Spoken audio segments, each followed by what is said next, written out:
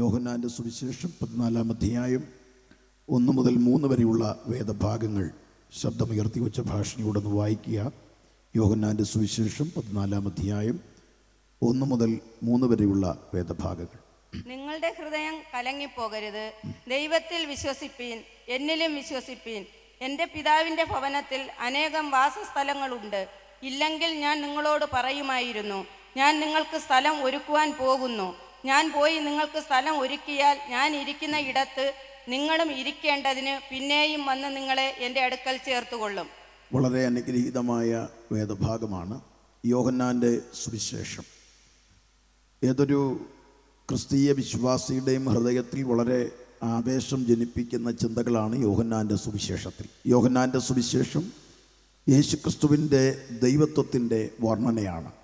യേശുക്രിസ്തു മാത്രം ദൈവം, യേശുക്രിസ്തു മാത്രം ഏകദൈവം, യേശുക്രിസ്തു മാത്രം നിത്യദൈവം, യേശുക്രിസ്തു മാത്രം സത്യദൈവം എന്നിത്യാദി വ്യക്തമായ വിവരണങ്ങൾ നൽകുന്ന സുവിശേഷ ഭാഗമാണ് യോഹന്നാൻ്റെ സുവിശേഷം.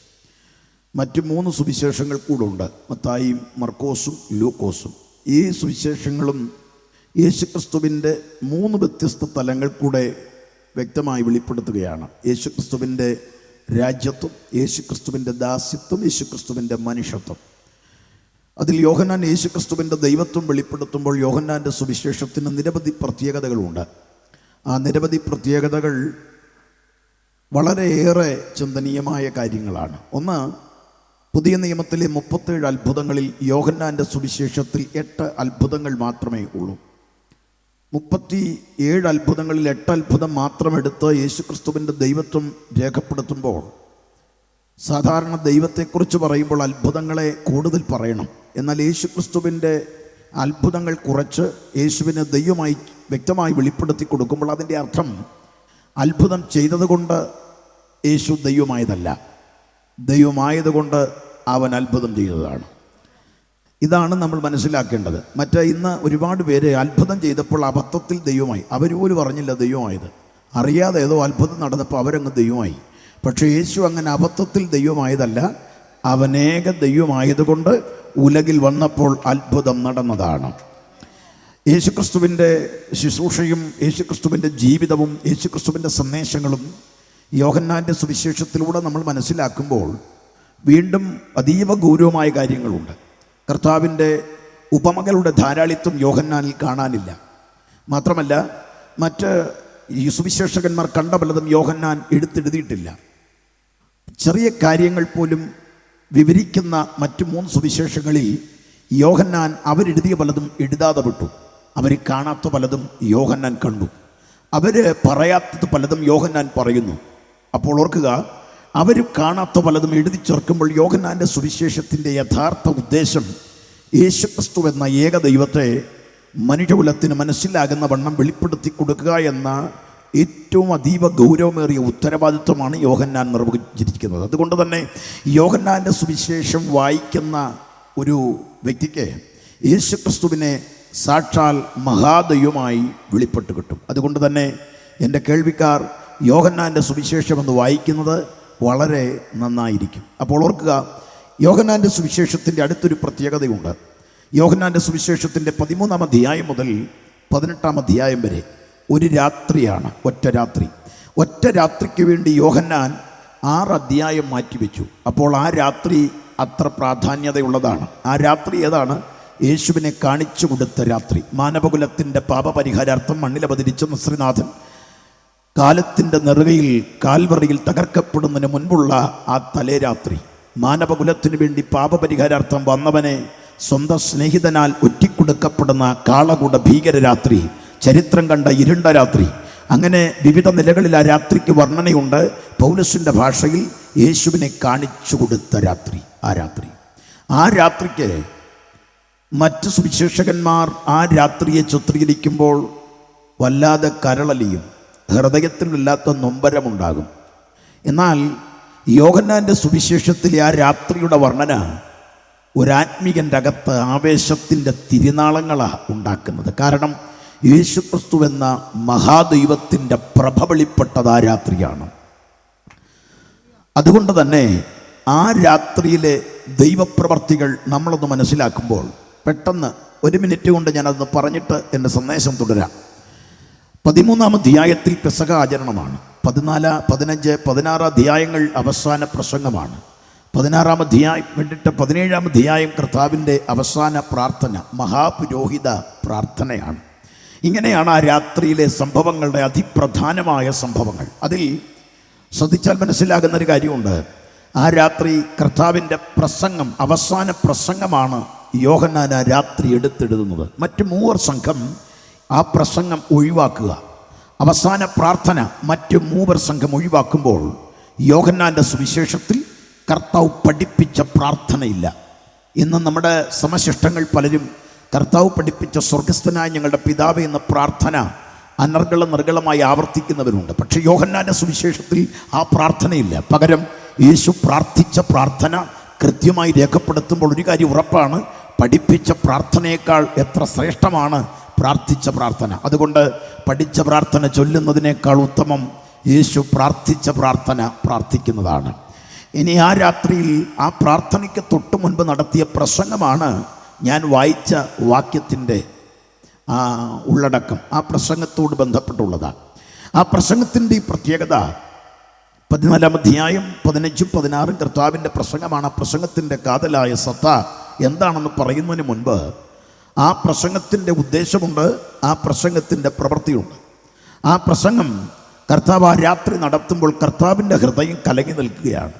1000 പ്രശ്നങ്ങൾ തിരികേറി വരുന്ന രാത്രി കർത്താവ് നേരിടുവാനുള്ളതെല്ലാം അറിഞ്ഞ് കർത്താവിൻ്റെ ഹൃദയം കലങ്ങി നിന്നുകൊണ്ട് സംസാരിക്കുന്ന ഭാഷയാണത്.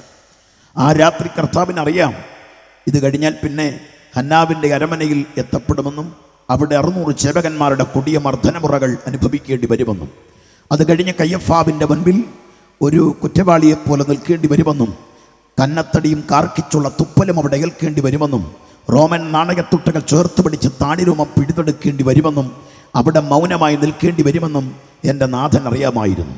അത് കഴിയുമ്പോൾ സന്നദ്ധി സംഘം കോറം തികഞ്ഞുകൊണ്ട് വിസ്താരം നടത്തുമ്പോൾ കള്ളസാക്ഷികളുടെ മുൻപിലും ഒറ്റപ്പെടേണ്ടി വരുമെന്നും എൻ്റെ കർത്താവിനറിയാമായിരുന്നു. അത് കഴിഞ്ഞ് നാടുവാഴി പീലാത്തോസിൻ്റെ മുൻപിലെ ക്രൂരമായ വിസ്താരവും പരിഹസിക്കപ്പെടലും ജീവിതത്തിൽ ഉണ്ടാകുമെന്നും എൻ്റെ കർത്താവിനറിയാം. അത് കഴിഞ്ഞ് ഹെരോദാവിൻ്റെ മുൻപിലുള്ള വിസ്താരത്തിൻ്റെ മുൻപിൽ മൗനമായി നിൽക്കേണ്ടി വരുമെന്നും എൻ്റെ കർത്താവിനറിയാം. അത് കഴിഞ്ഞ് പീലാത്തോസിലൂടെ തന്നെ ഗബതയിൽ അരങ്ങേറുന്ന കൊടിയ മർദ്ദനമുറകൾ അനുഭവിക്കേണ്ടി വരുമെന്നും എൻ്റെ കർത്താവിനറിയാമായിരുന്നു.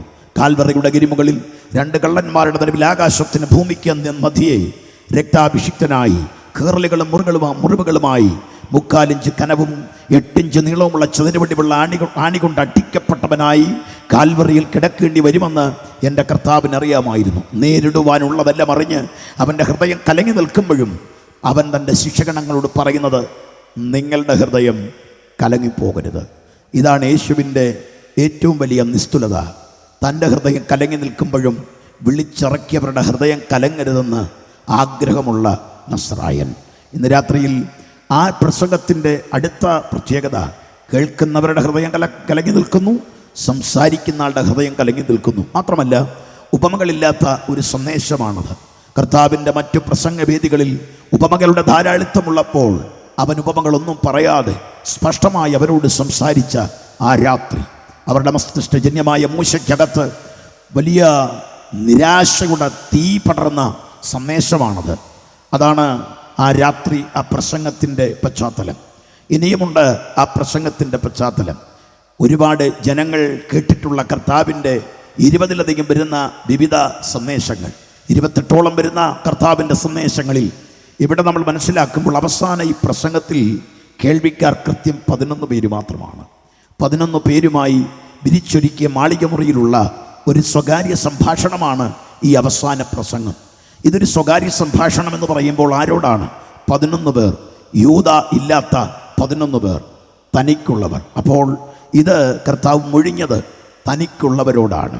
ഇത് യേശുവിൻ്റെ ഏറ്റവും അന്തർവൃത്തത്തിലുള്ള 11 പേരോട് മാത്രമുള്ള സന്ദേശമാണ്. അപ്പം ഭക്ഷിക്കാൻ വന്നവരില്ല, കുറവ് തേടി വന്നവരില്ല, വാക്കിൽ കൊടുക്കാൻ വന്നവരില്ല, കയ്യേറ്റം ചെയ്യാൻ വന്നവരില്ല, കല്ലെറിയാൻ വന്നവരില്ല, അവനെതിരെ ആക്രോശിക്കുന്ന ജനാവലികളില്ല, യഹൂദ മത അധ്യക്ഷന്മാരില്ല, യഹൂദ ചേവകന്മാരില്ല, റോമൻ പടയാളികളില്ലാത്ത ഒരു ചെറിയ കൂട്ടം 11 പേർ മാത്രം, തനിക്കുള്ളവർ. ആ തനിക്കുള്ളവരുടെ കാതിൽ മന്ത്രിക്കുന്ന യേശുവിൻ്റെ അവസാന സന്ദേശത്തിൻ്റെ തീവ്രത എന്താണെന്നറിയണ്ടേ? ആ 11 പേരിൽ 10 പേരും രക്തസാക്ഷികളായിരുന്നു. സ്തോത്രം. അതാണ് ആ പ്രസംഗത്തിൻ്റെ 11 പേരിൽ നടന്ന പ്രവൃത്തി. 11 പേരിൽ 10 പേരും രക്തസാക്ഷികൾ. ആ രക്തസാക്ഷികൾ എന്ന് പറയുമ്പോൾ അതിൽ ഏറ്റവും നിർണായകമായത് അവരുടെയൊക്കെ മരണസമയത്തെ പ്രതികരണം തന്നെ വ്യത്യസ്തമായിരുന്നു. അതിൽ പീറ്ററിനെ പിടിച്ചത് ഗ്രീസിലാണ്. തന്നെ ക്രൂശിക്കുന്നതിന് മുൻപ് താൻ അങ്ങോട്ട് ആവശ്യപ്പെടുന്നത് ഇങ്ങനെയാണ്: എന്നെ തലകീഴായി ക്രൂശിക്കണം. അവരുടെ ചോദ്യം എന്തുകൊണ്ട്? എനിക്ക് വേണ്ടി ജീവൻ തന്ന യേശുവിൻ്റെ പാദം ചുംബിച്ചു വേണം എനിക്ക് മണ്ണിനോട് മടങ്ങാൻ. എത്ര തീവ്രമായ ആഗ്രഹമാണ്! തൻ്റെ കൂടപ്പുറപ്പിനെ പിടിച്ച് ക്രൂശിക്കുമ്പോൾ ചരിത്രം എഴുതുന്നത് ഇങ്ങനെയാണ്: തൻ്റെ ക്രൂശിക്കുന്ന സമയത്ത് ഇക്സുപോലുള്ള ക്രൂശിലാണ് അന്ത്രയോസിനെ ക്രൂശിക്കുന്നത്. അവിടെ കിടന്ന് 72 മണിക്കൂർ അന്ത്രയോസ് യേശുവിനെ പ്രസംഗിച്ചു. അപ്പം നീറോയുടെ ഭരണകാലത്ത് റോമിൽ വെച്ച് പത്രോസിനെ ക്രൂശിക്കുന്നു എന്ന് ചരിത്രം പറയുമ്പോൾ ഈ ഗ്രീസിലെ ഇക്സുപോലുള്ള ക്രൂശിലാണ് അന്ത്രയോസിനെ ക്രൂശിച്ചത്. അന്ത്രയോസ് ആ ക്രൂശിൽ കിടന്നുകൊണ്ട് 72 മണിക്കൂർ യേശുവിനെ പ്രസംഗിച്ചാണ് ഈ മണ്ണിൽ നിന്ന് മടങ്ങിയത്. അതിൻ്റെ അർത്ഥം മരണം പോലും ആസ്വാദ്യകരമാക്കിയ ആ സന്ദേശം. ഓർക്കണം, യേശുവിൻ്റെ കൂടിറങ്ങിയ 11 ശിഷ്യന്മാരും അതിൽ 10 പേരും രക്തസാക്ഷികളായി എന്ന് പറയുമ്പോൾ അവരുടെ ആ മരണസമയം പോലും വ്യത്യസ്തത നിറഞ്ഞതാക്കി മാറ്റിയെങ്കിൽ ഈ സന്ദേശത്തിൻ്റെ പ്രവൃത്തി വലുതാണ്. 4 ഉദ്ദേശങ്ങൾ ഈ സന്ദേശത്തിലുണ്ട്. എന്താണെന്നല്ലേ കർത്താവ് പറയുന്നു? നിങ്ങളുടെ ഹൃദയം കലങ്ങരുത്. കേൾവിക്കാരായ 11 പേരോട് പറയുന്നത് നിങ്ങളുടെ ഹൃദയം കലങ്ങരുത്. അതായത് നിങ്ങളെ കലക്കുന്ന പ്രതിസന്ധികൾ ആഞ്ഞടിക്കുമ്പോൾ കലങ്ങാതിരിക്കാൻ കഴിയുന്ന ഒരു സന്ദേശമാണ് അവസാന പ്രസംഗം. ഇന്ന് രാത്രിയിലും യേശുവിൻ്റെ 11 ശിഷ്യന്മാരുടെ കാതിൽ പറഞ്ഞത് ഞങ്ങൾ അത് ഏറ്റുപറയുന്നത്. ഇന്ന് രാത്രിയിലും ഞങ്ങളിവിടെ യേശുവിനെ ഉയർത്തുമ്പോൾ ഓർക്കണം, 72 കോടി രക്തസാക്ഷികൾ, രക്തസാക്ഷിത്വ മരണം വരിച്ച ഒരു പ്രസ്ഥാനത്തിൻ്റെ ഭാഗമാണ് ഈ വെളിമ്പ്രദേശത്ത് ഇങ്ങനെ ഉച്ചഭാഷണിയുടെ ശബ്ദവീതിക്കകത്ത് കൂടിയിരിക്കുന്നത്. 72 കോടി രക്തസാക്ഷികൾ. ഇത്രത്തോളം രക്തസാക്ഷികൾ രക്തസാക്ഷിത്വ മരണം വരിക്കാൻ കാരണമെന്താ? ഓരോ ചുവടും യേശുവിനോട് അടുത്തുകൊണ്ടിരിക്കുമ്പോൾ ഇത്ര പ്രതികൂലം അഞ്ഞടിച്ചിട്ടും തകരാതെന്നതിൻ്റെ കാരണം യേശു പറഞ്ഞ സന്ദേശം നിങ്ങളുടെ ഹൃദയം കലങ്ങരുത്.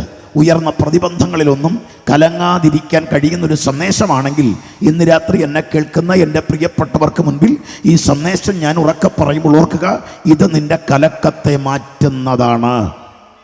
2, ഈ സന്ദേശത്തിൻ്റെ പ്രവൃത്തിയുണ്ട്. കർത്താവ് പറയുന്നു നിങ്ങൾ എങ്കൽ ഇടറിപ്പോകാതിരിക്കാൻ. അതായത് നിങ്ങളെ കയ്യാമം വെക്കും, കൽത്തുറുങ്കിലടയ്ക്കും, നിങ്ങൾക്കെതിരെ അധികാരികൾ അരമുറുക്കി എഴുന്നേൽക്കും, യാഗം കഴിക്കുന്ന മൃഗത്തെ പോലെ നിങ്ങളെ കൊന്നുകളയും. പക്ഷേ നിങ്ങളെങ്കിൽ ഇടറാതിരിക്കാനായി സന്ദേശം. അതുകൊണ്ടാണ് 72 കോടി രക്തസാക്ഷികൾ ഉണ്ടായിട്ടും ഈ പ്രസ്ഥാനം തകരാത്തത്. കാരണം ആ സന്ദേശം അത്ര തീവ്രമായിരുന്നു. സ്തോത്രം. 3, ഈ സന്ദേശത്തിൻ്റെ പ്രവൃത്തി കർത്താവ് പറയുകയാണ്, എൻ്റെ സമാധാനം ഞാൻ നിങ്ങൾക്ക് തരികയാണ്. അത് ലോകത്തരുന്നത് പോലെയല്ല. എൻ്റെ സമാധാനം നിങ്ങൾക്കുണ്ടാകാനാണ് ഞാനിത് സംസാരിക്കുന്നത്. ഇന്ന് രാത്രിയിലും സമാധാനമില്ലാത്ത ലോകമാണ്. നാളെ എന്ത് സംഭവിക്കുമെന്നറിയാതെ വ്യാകുലപ്പെട്ടുകൊണ്ടിരിക്കുമ്പോൾ ദൃശ്യവാർത്ത മാധ്യമങ്ങളൊക്കെ നമ്മുടെ മുൻപിൽ ഇങ്ങനെ വാർത്തകളെ പൊന്തിച്ച് കാട്ടുമ്പോൾ പലരുടെ ഉള്ളിൽ വല്ലാത്ത ആധിയുണ്ട്, അങ്കലാപ്പുണ്ട്, എങ്ങനാകും എന്താകുമെന്ന് ചിന്തയുണ്ട്. മറ്റൊന്ന്, ഇന്ന് രാത്രി ഉണർങ്ങി നാളെ പുലരുമ്പോൾ ഉഴുന്നിക്കുമ്പോൾ എന്തെല്ലാം പ്രശ്നങ്ങളാണ്, എന്തെല്ലാം പ്രതിസന്ധികളാണ് ഓരോ വ്യക്തികളും അഭിമുഖീകരിച്ചുകൊണ്ടിരിക്കുന്ന അസമാധാനത്തിൻ്റെ വാർത്തകളും സംഭവങ്ങളും. തെല്ലും സമാധാനമില്ലാതെ ഒന്നുറങ്ങാൻ കഴിഞ്ഞെങ്കിൽ ജീവിതം ഇങ്ങനെ മടുത്തു, മതിയായി എന്ന് ചിന്തിക്കുന്ന നിരവധി ആളുകൾ. തലമുറയെ കൊണ്ട് മടുത്തു, ഭർത്താവിനെ കൊണ്ട് മടുത്തു, ഭാര്യയെ കൊണ്ട് മടുത്തു. ഇതിൽ നല്ലത് ആത്മഹത്യയല്ലേ? അങ്ങനെ സമാധാനമില്ലാത്തൊരു കൂട്ടമുണ്ട്. അവരോട് ഈ രാത്രി സന്ദേശത്തിൻ്റെ ആകത്തുക നിനക്ക് സമാധാനം തരുന്ന സന്ദേശമാണ് യേശു അവസാനം ഒഴിഞ്ഞത്. അതുകൊണ്ടല്ലേ ആ സന്ദേശം അകത്ത് കയറിയതാണ് തുളസി പാസ്റ്ററിന്റെ വിടുതലായത്, എൻ്റെ വിടുതലായത്, ഇവിടെ കൂടി വന്ന ഓരോ വ്യക്തികളുടെയും വിടുതലായത് ആ സന്ദേശത്തിൻ്റെ തീവ്രതയാണെങ്കിൽ ഇന്ന് രാത്രി ആ സന്ദേശം ഒന്ന് കേട്ടാൽ അത് നിന്റെ ജീവിതത്തിന് സമാധാനമാണ്, നിന്റെ പ്രശ്നത്തിൽ നിനക്ക് സമാധാനമാണ്, നിന്റെ കുടുംബജീവിതത്തിൽ സമാധാനമാണ്. നീ അനുഭവിക്കുന്ന ഏത് അസമാധാനത്തിനും പ്രതിവിധിയായി ഈ സന്ദേശം നിന്നിൽ സ്വാധീനം ചെലുത്തും. നിസ്തർക്കമായ സംഗതിയാണ്. അതുകൊണ്ട് ഈ സന്ദേശം ശ്രദ്ധിക്കണം. 4, ഈ സന്ദേശത്തിൻ്റെ പ്രവൃത്തി കർത്താവ് പറയുകയാണ്, എൻ്റെ സന്തോഷം നിങ്ങൾക്കുള്ളിൽ പൂർണ്ണമാകാൻ, എൻ്റെ സന്തോഷം നിങ്ങൾക്കുള്ളിൽ പൂർണ്ണമാകാൻ. അതിൻ്റെ അർത്ഥം ഈ സന്ദേശത്തിൻ്റെ അടുത്ത തീവ്രമായ പ്രവൃത്തി ദുഃഖം അകന്ന് സന്തോഷം, യേശുവിൻ്റെ സന്തോഷം അകത്ത് നിറഞ്ഞ് ഈ ലോകത്തിൽ ജീവിക്കാൻ കഴിയുന്ന സന്ദേശം. അതാണ് കർത്താവ് ആ രാത്രി പറഞ്ഞത്. അതൊരു സ്വകാര്യ സംഭാഷണമാണ്. ഈ 4 പ്രവർത്തികൾ നടത്താൻ കഴിയുന്ന സ്വകാര്യ സംഭാഷണം ഉച്ചഭാഷണിയിലൂടെ ഈ രാത്രി ഇവിടെ പ്രഘോഷിക്കുമ്പോൾ എൻ്റെ കേൾവിക്കാർ, നിങ്ങളുടെ ശ്രദ്ധ സാഗൂതം ഈ സന്ദേശത്തിലേക്ക് ഞാൻ നിങ്ങളെ ക്ഷണിക്കുന്നു. നിങ്ങളുടെ ശ്രദ്ധ എന്നിലേക്ക് വരണമെന്ന് ആഗ്രഹിക്കുന്നു. കാരണം ഇതൊരു സ്വകാര്യ സംഭാഷണമാണ്. ഉച്ചഭാഷണിയിലൂടെ ഞങ്ങളിത് പറയുമ്പോൾ ഞങ്ങളിൽ 4 കാര്യം നടത്തിയതാണിത്. 1, കലക്കം മാറ്റിയതാണ്. 2, ഞങ്ങളെ യേശുവിനോട് അടുപ്പിച്ചതാണ്. 3, ഞങ്ങൾ ഇത് സമാധാനം അനുഭവിക്കുന്നതാണ്. 4, നിത്യസന്തോഷം ഞങ്ങളിൽ പകർന്നതാണ്. അതുകൊണ്ട് തന്നെ ഈ സന്ദേശം നിങ്ങൾക്കും ആശ്വാസമാകുമെന്ന വലിയ പ്രാർത്ഥനയോടെ ഞാൻ ആ സന്ദേശത്തിലേക്ക് പ്രവേശിക്കുകയാണ്. അവിടെ കർത്താവ് 4 കാര്യങ്ങൾ നടക്കാൻ 3 പ്രത്യേക വിഷയങ്ങൾ ഇവിടെ പറയുന്നുണ്ട്. അതായത് 4 കാര്യം വേണമെങ്കിൽ 3 കാര്യം നിങ്ങൾ അറിഞ്ഞാൽ മതി. ആ 3 കാര്യങ്ങൾ ഒന്ന് ശ്രദ്ധിച്ചോളൂ. ഞാൻ പോകുന്നത് ഇവിടെ പറയുകയാണ്, നിങ്ങളുടെ ഹൃദയം കലങ്ങിപ്പോകരുത്, ദൈവത്തിൽ വിശ്വസിപ്പീൻ, എന്നിലും വിശ്വസിപ്പീൻ. എൻ്റെ പിതാവിൻ്റെ ഭവനത്തിൽ അനേക വാസസ്ഥലങ്ങളുണ്ട്, ഇല്ലെങ്കിൽ ഞാൻ നിങ്ങളോട് പറയുമായിരുന്നു. അവിടെ പറയുന്ന 1-ാമത്തെ ഭാഗം, ഞാൻ സ്ഥലം ഒരുക്കാൻ പോകുന്നു. ഞാൻ സ്ഥലം ഒരുക്കാൻ പോകുന്നു. അതുകൊണ്ട് നിങ്ങൾക്ക് 4 കാര്യം കിട്ടാൻ പോവാം. സന്തോഷമുണ്ടെങ്കിൽ ഒരു സ്തോത്രം പറയാം. 2, എൻ്റെ പിതാവിൻ്റെ ഭവനത്തിൽ അനേക വാസസ്ഥലങ്ങളുണ്ട്. 3, പോയതുപോലെ ഞാൻ മടങ്ങി വരും. ഈ 3 കാര്യങ്ങളാണ് 4 വിടുതൽ നമുക്ക് തരുന്നത്. സന്തോഷമുണ്ടല്ലോ അല്ലേ? 1, നിങ്ങൾക്ക് നിങ്ങളുടെ കലക്കം മാറ്റുന്ന സന്ദേശമാണ്. 2, നിങ്ങൾ ഇടറാതെ നിൽക്കും. നിങ്ങൾക്ക് ഏത് വലിയ പ്രശ്നം, മരണമാണെങ്കിൽ പോലും ഇടറുകയില്ല. 3, നിങ്ങളിൽ സമാധാനം നിറയും. 4, നിങ്ങളിൽ യേശുവിൻ്റെ സന്തോഷം തരും. ഈ 4 കാര്യം തരുന്ന 3 കാര്യങ്ങളിൽ 1-ാമത്തേത്, ഞാൻ സ്ഥലമൊരുക്കാൻ പോകുന്നു. ഇന്ന് രാത്രിയിൽ ഞാൻ ആ സന്ദേശമാണ് പറയാൻ പോകുന്നത്. ഞാൻ സ്ഥലമൊരുക്കാൻ പോകുന്നു. അപ്പോൾ കർത്താവിനോട് ചോദിക്കാം, കർത്താവേ, എവിടേക്കാണ് പോകുന്നത്? സ്ഥലമൊരുക്കാൻ വേണ്ടി. കർത്താവ് പറയും, ഞാൻ പോകുന്നു എന്നത് സ്ഥലമൊരുക്കാനാണ്, ക്രൂശിലേക്ക് പോകുകയാണ്. എന്തിന്? പാപിക്ക് വേണ്ടിയാ. എന്തിന്? സ്ഥലമൊരുക്കാൻ വേണ്ടിയാ. ഞാൻ പോകുകയാ. എവിടേക്ക്? സ്വർഗത്തിലേക്ക്. എന്തിന്? പരിശുദ്ധാത്മാവിനെ നൽകാൻ വേണ്ടിയാ ഞാൻ പോകുകയാണ്. എവിടേക്ക്? സ്വർഗത്തിലേക്ക്. എന്തിന്? സ്ഥലം ഒരുക്കാൻ വേണ്ടി. അപ്പം ഞാൻ പോകുന്നു എന്ന പദത്തെ 3 നിലയിൽ വ്യാഖ്യാനിക്കപ്പെടണം. ഇന്ന് രാത്രിയിൽ ഞാൻ 1 പെട്ടെന്ന് പറയുകയാണ്. കർത്താവ് പറയുന്നു, ഞാൻ സ്ഥലമൊരുക്കാൻ പോകുന്നു. എവിടേക്ക്? ക്രൂശിലേക്ക് പോകുകയാണ്. യേശു ക്രൂശിലേക്ക് സ്ഥലമൊരുക്കാൻ പോയത് കൊണ്ട് പാപിക്ക് കലങ്ങേണ്ട കാര്യം ഇല്ല. ഇന്ന് രാത്രിയിൽ പാപിയുടെ കലക്കം മാറ്റുന്ന കാൽവറിയുടെ കുലക്കളം, പാപിയുടെ കലക്കം മാറ്റുന്ന കാൽവറി. അതിൻ്റെ അർത്ഥം എന്താ? കാൽവറിയുടെ ഗിരിമുകളിൽ നസറായൻ ഈ ഭൂമിയിൽ രക്താഭിഷിക്തനായി കീറലും മുറിവുകളുമായി കഷ്ടാനുഭവത്തിൻ്റെ പീഡനത്തിൻ്റെ ഏറ്റവും നിർണായക നിമിഷം കാൽവറിയിൽ അരങ്ങേറുമ്പോൾ അവിടെ പാപിക്ക് മുൻപിൽ ഒരുക്കപ്പെടുന്നത് ഒരു സ്ഥലമാണ്. കാരണം പാപിക്കൊരിക്കലും ദൈവസന്നിധിയിൽ നിൽക്കാൻ കഴിയില്ല. കാരണം എന്താ? പാപം ചെയ്ത് ദൈവത്തിൻ്റെ ശത്രുവായി പാപി നരകത്തിലേക്ക് പോയിക്കൊണ്ടിരിക്കുകയാണ്. പാപത്തിൻ്റെ ശമ്പളം മരണമെന്ന മേലെടുത്ത് മുട്ടിച്ച് നരകത്തിലേക്ക് പോയിക്കൊണ്ടിരിക്കുന്ന മാനവകുലം ദൈവത്തിൻ്റെ ശത്രുവാണ്. അതായത് ഏദൻ പൂങ്കാവനത്തിൽ നിന്ന് ആദം ഹവ്വ ദമ്പതിമാരെ തോട്ടത്തിൽ നിന്ന് പുറത്താക്കുമ്പോൾ ദൈവം തിരിയുന്ന വാളിൻ്റെ ജ്വാലയുമായി കെരൂബുകളെ കാവൽ നിർത്തി. ഇനി ആരെങ്കിലും കയറണമെങ്കിൽ ആ വാളിനിരയാകും. അതുകൊണ്ട് തന്നെ ഒരിക്കലും ദൈവത്തോടുള്ള ബന്ധം ഇനി ലഭ്യമാകയില്ലെന്നുറപ്പിച്ച് നരകത്തിലേക്ക്, ദൂരേക്ക് മനുഷ്യൻ ഓടി മാറുമ്പോൾ ഇവിടെ ഇതാ കാൽവറിയിലേക്ക് മാനവകുലത്തിൻ്റെ പ്രതിനിധിയായി നസറായൻ കയറിപ്പോകുക. ആർക്കു വേണ്ടി? എനിക്കും നിങ്ങൾക്കും വേണ്ടി. എന്തിനു വേണ്ടിയാണ്? ദൈവത്തിൻ്റെ മുൻപിൽ പാപിക്ക് നിൽക്കാൻ ഒരു സ്ഥലമൊരുക്കാൻ വേണ്ടി. കാൽവറിയുടെ ഗിരിമുകളിൽ പാപി അനുഭവിക്കേണ്ട ശിക്ഷ യേശു കാൽവറിയിൽ അനുഭവിക്കുമ്പോൾ സംഭവിച്ച കാര്യം എന്താണ്? അവിടെ നടന്നതാണ്. പാപിക്ക് മുൻപിൽ, ദൈവത്തിൻ്റെ മുൻപിൽ അടഞ്ഞുപോയ വാതിലുകളുണ്ട്.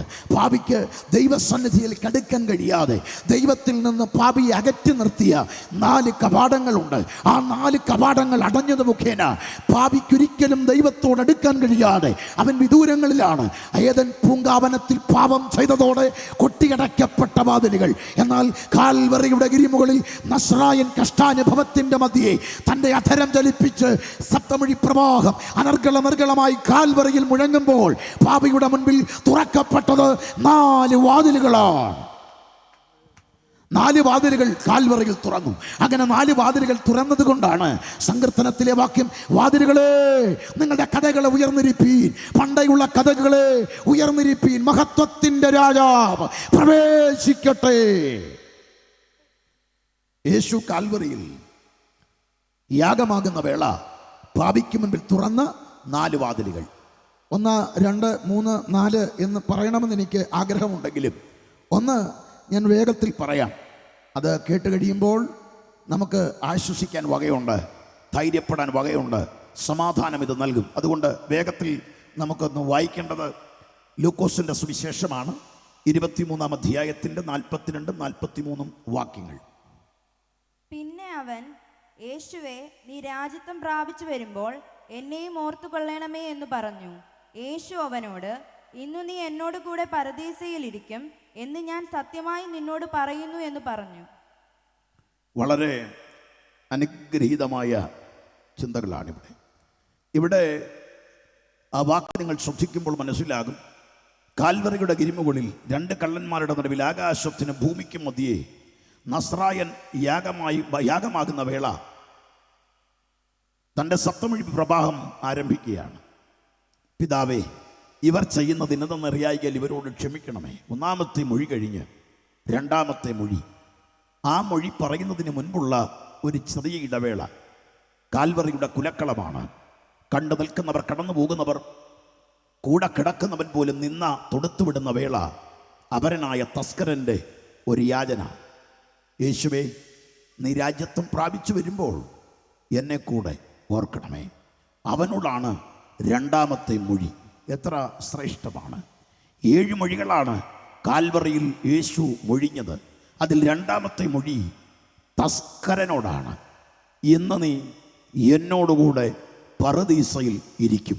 യേശുവിൻ്റെ കാൽവറിയിൽ കർത്താവിൻ്റെ കഷ്ടാനുഭവത്തിൻ്റെ വേള പാപിക്ക് മുൻപിൽ തുറന്നത് പറുദീസയുടെ വാതിലാണ്. പറുദീസയുടെ വാതിൽ പാപിക്ക് മുൻപിൽ തുറന്നു. പാപി നരകത്തിൽ പോകേണ്ടവനാണ്. പാപി നരകവിധിക്ക് യോഗ്യനാണ്. പാപി നരകശിക്ഷ അനുഭവിച്ച് നിത്യനരകത്തിൽ ജീവിതം മുഴുവനും കഴിച്ചു കൂട്ടേണ്ടവനാണ്. എന്നാൽ ആ പാപിക്ക് കാൽവറിയിലെ യാചന, കാൽവറിയിലെ യേശുവിനോടുള്ള യാചന നരകമല്ല കിട്ടിയത്. പകരം അവന് പറുദീസ വാഗ്ദാനം ലഭിച്ചെങ്കിൽ ഇന്ന് രാത്രിയിൽ പറുദീസ ഏതാണ് എന്ന് ഒന്നറിയണം. ഏതാണ് ഈ പറുദീസ? ഇത് സ്വർഗീയ പറുദീസയാണോ? അല്ല. പിന്നെ ഇത് ഏതാണ്? ഈ പറുദീസ സ്വർഗീയ പറുദീസയല്ലെന്നുള്ളതിൻ്റെ തെളിവ് ഉയർത്തെഴുന്നേറ്റ കർത്താവ് ഇതാ കല്ലറയ്ക്കൽ, യേശുവിൻ്റെ കല്ലറയ്ക്കലേക്ക് ഓടിയെടുക്കുന്ന യേശുവിൻ്റെ അമ്മ മറിയ, മഗ്ദലക്കാരത്തി മറിയ ശലോമ, അതിൽ യേശുവിൻ്റെ അമ്മ മറിയും ശലോമയും പോയിട്ടും കരഞ്ഞു നിൽക്കുന്ന, അവിടെ തന്നെ നിൽക്കുന്ന മഗ്ദലക്കാരത്തി മറിയ ആ കല്ലറയ്ക്കൽ യേശുവിനെ കാണുകയാണ്. ആവേശഭരിതയായ യേശുവിൻ്റെ അരികിലേക്ക് ഓടിച്ചൊല്ലുമ്പോൾ മഗ്ദലക്കാരത്തിയുടെ ആവേശം കണ്ടുകൊണ്ട് കർത്താവ് പറയുന്നു, മറിയേ, നീ എന്നെ തുടരുത്, ഞാനിതുവരെയും പിതാവിൻ്റെ അരികിൽ പോയിട്ടില്ല. അതിൻ്റെ അർത്ഥം എന്താണ്? കാൽവറി ഗിരിമുകളിൽ മരിച്ചടക്കപ്പെട്ട് ഉയർത്തെഴുന്നേറ്റ നസ്രനാഥൻ ഇതാ പറയുന്ന വാക്ക് കണ്ടോ, ഞാൻ ഇതുവരെയും പിതാവിൻ്റെ അരികിൽ പോയിട്ടില്ല. അതിൻ്റെ അർത്ഥം പിതാവിൻ്റെ അരികിൽ ഈ 3 ദിവസമായും പോയിട്ടില്ല എന്ന് പറയുമ്പോൾ തസ്കരനോട് പറഞ്ഞതോ, ഇന്ന് നീ എന്നോടുകൂടെ പറുദീസയിൽ. അതിൻ്റെ അർത്ഥം ഇത് സ്വർഗീയ പറുദീസയല്ല. പിന്നെ ഇതേതാണ്? അതറിയണമെങ്കിൽ വേദപുസ്തകത്തിൽ കാൽവറിക്ക് മുൻപ് മരിച്ചുപോയ മനുഷ്യർ എവിടെ ആയിരുന്നു എന്നറിയണം. കാൽവറിയിൽ കർത്താവ് യാഗമാകുന്നതിന് മുൻപ് മരിച്ച മനുഷ്യരൊക്കെ എവിടെ പോയിരുന്നു എന്നറിയണ്ടേ? അതറിഞ്ഞു കഴിയുമ്പോഴേ ഈ ഭാഗം ഗൗരവമായി മനസ്സിലാക്കാൻ കഴിയൂ. അതായത് കർത്താവായ യേശുക്രിസ്തുവിൻ്റെ കാൽവറിക്ക് മുൻപ് പ്രത്യുത പഴയ നിയമ ചരിത്രത്തിലേക്ക് നോക്കിയാൽ, പഴയ നിയമത്തിൽ ദൈവിക ഇടപെടലുകൾ വ്യക്തികളിലേക്ക് ക്രോഡീകരിച്ചുകൊണ്ട് ദൈവം തൻ്റെ പേര് മാറ്റി വ്യക്തികളുടെ പേര് തൻ്റെ പേരിനോട് ചേർത്ത് ഇടപെടുന്ന, പരിചയപ്പെടുത്തുന്ന ഇടപെടലുകൾ. അതിൽ ദൈവം ഉപയോഗിക്കുന്ന പേരാണ്, ഞാൻ അബ്രഹാമിൻ്റെ, ഇസഹാക്കിൻ്റെ, യാക്കോബിൻ്റെ ദൈവം. തൻ്റെ പവിത്രമായ നാമം മാറ്റിയിട്ട് ഉലകിലെ മനുഷ്യകുലത്തിൽ നിന്ന് മൂവർസംഘത്തിൻ്റെ പേര് തൻ്റെ പേരിനോട് ചേർത്ത് പറയണമെങ്കിൽ ആ പേരിൻ്റെ ഉടമകളൊക്കെ ദൈവത്തിൻ്റെ കണ്ണിൽ പവിത്രരായിരുന്നു, വിശുദ്ധരായിരുന്നു. അവരത്ര കണ്ട് ദൈവസാത്വികന്മാരായിരുന്നു. അതുകൊണ്ടല്ലേ ആ മൂവരുടെ പേര് തൻ്റെ പേരിന് പകരമായി എടുത്തു ചേർത്തത്. അതിൽ യാക്കോബ് തൻ്റെ മകൻ യോസഫ് മരിച്ചു എന്ന് ഉറപ്പിച്ചപ്പോൾ ഇതാ ആ ദുഃഖത്തോടുള്ള നിലവിളിയുടെ ശബ്ദം ഉൽപ്പത്തി 37-35 പറയുന്നു, ഞാൻ എൻ്റെ മകൻ്റെ അടുക്കൽ പാതാളത്തിലേക്ക് ഇറങ്ങുമെന്ന്. അതായത് എൻ്റെ മകൻ യോസഫ് മരിച്ചെങ്കിൽ പാതാളത്തിലാണ്, ഞാനും മരിച്ച് പാതാളത്തിലേക്ക് പോകുമെന്ന് യാക്കോബ് പറയുന്ന വാക്കിൽ നിന്നൊരു കാര്യം വ്യക്തമാണ്. എൻ്റെ മകൻ യോസഫ് വിശ്വസ്തൻ, വിശുദ്ധിയുള്ളവൻ. അവൻ മരിച്ചെങ്കിൽ അവൻ പാതാളത്തിൽ കാണും, ഞാനും മരിച്ച് അവിടേക്ക് ചെല്ലുമെന്ന് ഉറപ്പാണ്. ഈ പുരാതന ഭക്തൻ പിതാവ് പറയുന്നത്, ഞാൻ മരിച്ചാൽ പാതാളത്തിലാണ്, എൻ്റെ മകൻ വിശുദ്ധിയുള്ളവന് മരിച്ചാൽ പാതാളത്തിൽ. അത് പഴയ നിയമ വിശുദ്ധന്മാരിൽ, പിതാക്കന്മാരിൽ ഏറ്റവും ശ്രേഷ്ഠനായ യാക്കോബിൻ്റെ വാക്ക്, മരണാനന്തരം ഞങ്ങളെല്ലാവരും പോകുന്നത് പാതാളത്തിലേക്കാണ്. പാതാളം, ഷിയോൾ എന്നാണ് വാക്ക്, എബ്രായ വാക്ക് ഷിയോൾ. ആ വാക്കിന് വിവിധ ഭാഷാന്തരങ്ങളിൽ അർത്ഥതലത്തിൽ ചെറിയ വ്യത്യാസം. ചിലയിടത്ത് കൊടുത്തിരിക്കുന്നത് ശവക്കുഴി എന്നാണ്. എന്നാൽ ശവക്കുഴിക്ക് വരേണ്ടത് നമ്മൾ ഷിയോൾ എന്ന പദമല്ല. ശവക്കുഴിക്ക് അവിടെ വരേണ്ടത് ക്വബറാണ്. ക്വബർ, അതിൽ നിന്നാണ് കബർ, കബറിടം, കബറടക്കി, ഖബർസ്ഥാൻ. ഈ വാക്കൊക്കെ ശവക്കുഴി, അവിടെ വരേണ്ടത് ക്വബറാണ്. എന്നാൽ ക്വബറല്ല അവിടെ വന്നത്, ഷിയോൾ, അധോലോകം, തിരിച്ചറിയാൻ പറ്റാത്ത അഗാധമായ കുഴി. അത് അങ്ങനെയെങ്കിൽ ഇവിടെ പാതാളം എന്ന് പറഞ്ഞത് ഷിയോൾ. അവിടെയാണ് യാക്കോബ് പറയുന്നു, എൻ്റെ മകൻ യോസഫ് അവിടെയാണ് മരിച്ചു ചെന്നത്, ഞാനും അവിടേക്കാണ്. ഇനി ഒരു തെളിവൂടെ നമുക്ക് ലഭ്യമാകണമെങ്കിൽ, പുരാതന ഭക്തനായ ജോബ് കത്തിയെരിയുന്ന വേദന, തൻ്റെ ഭവനത്തിൻ്റെ അകത്തളത്തിൽ സമ്പത്ത് മുഴുവൻ നഷ്ടപ്പെട്ടു. ആടും മാടും നിലങ്ങളും, ആടും മാടും കഴുതയും ഒട്ടകങ്ങളുമൊക്കെ നഷ്ടപ്പെട്ടു. ഒരു ഭാഗത്ത് ഭാര്യ അലമുറയിട്ട് കരഞ്ഞുകൊണ്ട് നിൽക്കുമ്പോൾ യോബിൻ്റെ വാക്ക്, ദൈവം തന്നു, ദൈവമെടുത്തു, ദൈവനാമം വാഴ്ത്തപ്പെടട്ടെ. ഭാര്യയുടെ രൂക്ഷമായ നോട്ടം സമ്പത്തിനേക്കാൾ വലുതാണോ ഈ മനുഷ്യന് ഭക്തി? ഇന്ന് സമ്പത്ത് പോയാൽ സാമ്പത്തിക ലഭ്യതയ്ക്ക് മാനദണ്ഡമാകുമ്പോൾ ഇവിടെ ഇതാ ഒരുവന്റെ സമ്പത്ത് പോയിട്ടും ഭക്തി കളയാതിരിക്കുന്നു. ഭക്തി മുറുകെ പിടിച്ചു നിൽക്കുമ്പോൾ ഭാര്യയുടെ ഒരു വല്ലാത്ത നോട്ടവും ചോദ്യവും, അങ്ങേക്ക് സമ്പത്തിനേക്കാൾ വലുതാണോ ഭക്തി? അല്പം കഴിഞ്ഞു തൻ്റെ തലമുറകൾ 10 മരിച്ച് ശവപ്പെട്ടിയിലാക്കി. മുൻപിൽ ശവപ്പെട്ടി 10 നിരത്തി വെച്ചു. പിഞ്ചോമനകൾ, ആറ്റുനൊറ്റു വളർത്തിയ 10 മക്കളുടെ ചേതനയറ്റ ശരീരം കണ്ട് ഭാര്യ ഒരു ഭാഗത്ത് തലമുറയിട്ട് നിലവിളിച്ചു കരയുമ്പോൾ, മറുഭാഗത്ത് ദൈവസന്നിധിയിൽ ഭക്തിയോടെ നിൽക്കുന്ന ജോബിൻ്റെ വാക്ക്, ദൈവം തന്നു, ദൈവമെടുത്തു, ദൈവനാമം വാഴ്ത്തപ്പെടട്ടെ. ഭാര്യയുടെ നിലവിട്ടു, അവളുടെ നോട്ടം രൂക്ഷമാണ്. കാരണം ആറ്റുനൊറ്റു വളർത്തിയ 10 മക്കളെക്കാൾ വലുതാണോ അങ്ങേക്ക് ഈ ഭക്തി? തൻ്റെ അരികിലേക്ക് രോഗം കടന്നു വരികയാണ്. വ്രണമാണ്. ആ വ്രണം മുഖേന ശരീരഭാഗം ഇറുന്നിറുന്ന് വീഴുകയാണ്. ചാക്കുശീല ധരിച്ച് ചാരം വാരിയിട്ടുകൊണ്ട് ഓട്ട് കഷണം കൊണ്ട് ചുരണ്ടിയിരിക്കുന്ന തൻ്റെ പ്രിയതമനെ ഭാര്യ സൂക്ഷ്മമായി നിരീക്ഷിക്കുമ്പോൾ അവൻ്റെ അന്തർഗതം ഭാര്യയ്ക്ക് പിടികിട്ടി. ഭക്തി പിടിച്ചിരിക്കുക, ദൈവത്തെ സ്തുതിച്ചും മഹത്വപ്പെടുത്തിയും ഇരിക്കുന്ന ജോബിനെ കണ്ടുകൊണ്ട് ഭാര്യ അരികത്തണഞ്ഞ് ചോദിക്കുക, ഇപ്പോഴും നീ ഭക്തി പിടിച്ചുകൊണ്ടിരിക്കുന്നു? ആ വാക്ക് കണ്ടോ, ഇപ്പോഴും. അതിൻ്റെ അർത്ഥമെന്താ? ഭക്തിക്ക് ചില അടിസ്ഥാനമുണ്ട്, ഭക്തിക്ക് ചില ഉദ്ദേശമുണ്ട്. ഇന്നിൻ്റെ ലോകത്തിൻ്റെ ഭക്തി സാമ്പത്തിക ലഭ്യതയാണ്. ഇവിടെയുള്ള കുടുംബത്തിൻ്റെ സ്വസ്ഥതയും നല്ല സെറ്റിൽമെൻറ്റുമാണ്, സൗഖ്യങ്ങളാണ്. എന്നാൽ ഇതൊന്നും കിട്ടാത്തപ്പോഴും ഭക്തി പിടിച്ചിരിക്കുന്ന മനുഷ്യനെ കണ്ട് തൻ്റെ പ്രിയതമയുടെ ചോദ്യമാണ്, ഇപ്പോഴും ഭക്തി പിടിക്കുന്നു. അതിൻ്റെ അർത്ഥം, ഇവിടെ ഞാൻ കാണാത്തതൊന്ന് അങ്ങിൽ ഞാൻ കാണുന്നു. മരണമരികത്ത് വന്നിട്ടും അങ്ങ് ഭക്തി പിടിക്കുന്നതിനാ. ഇയ്യോബിൻ്റെ ഭാര്യ, ഞാൻ പലപ്പോഴും ചിന്തിച്ചൊരു കാര്യമാണ്. ഇയ്യോബിൻ്റെ ഭാര്യ ഈ പുസ്തകം വായിക്കുമ്പോൾ സാത്താനേക്കാൾ ഇച്ചിരി താഴെയായിരുന്നു. കാരണം ഈ ഇയ്യോബിൻ്റെ പുസ്തകം നമ്മൾ പഠിച്ചാൽ നമുക്കിഷ്ടം തോന്നുന്ന ഇയ്യോബിൻ്റെ ഭാര്യയേക്കാൾ പിശാചിനെയാണ്. എനിക്കങ്ങനെ തോന്നിയത്. ഇതിൻ്റെ കാരണം ഞാൻ പറഞ്ഞുതരാം. ഈ പുസ്തകത്തിൽ പിശാചിനെ ഇഷ്ടമാണെന്ന് മാത്രം കട്ട് ചെയ്യരുത്, ഇത് കേട്ടിട്ട് കട്ട് ചെയ്യണം. ഏതാണെന്നറിയാമോ? ഈ പുസ്തകത്തിൽ ഞാൻ വായിച്ചപ്പോൾ എനിക്ക് ഇഷ്ടപ്പെട്ടത്, ഈ സഹോദരിയേക്കാൾ ഇഷ്ടം തോന്നിയത് പിശാചിനോടാണ്. അതിൻ്റെ കാരണം എന്താണെന്ന് ചോദിച്ചാൽ, ഈ സഹോദരി ഇത്രയും വലിയ പ്രശ്നം വന്നിട്ടും ഈ സഹോദരി ചോദിക്കുക ഇപ്പോഴും ഭക്തി പിടിച്ചുകൊണ്ടിരിക്കുന്നു. കാരണം ഈ സഹോദരിയുടെ ചിന്തയിൽ ഭക്തി കളയാൻ പറ്റുന്നത്,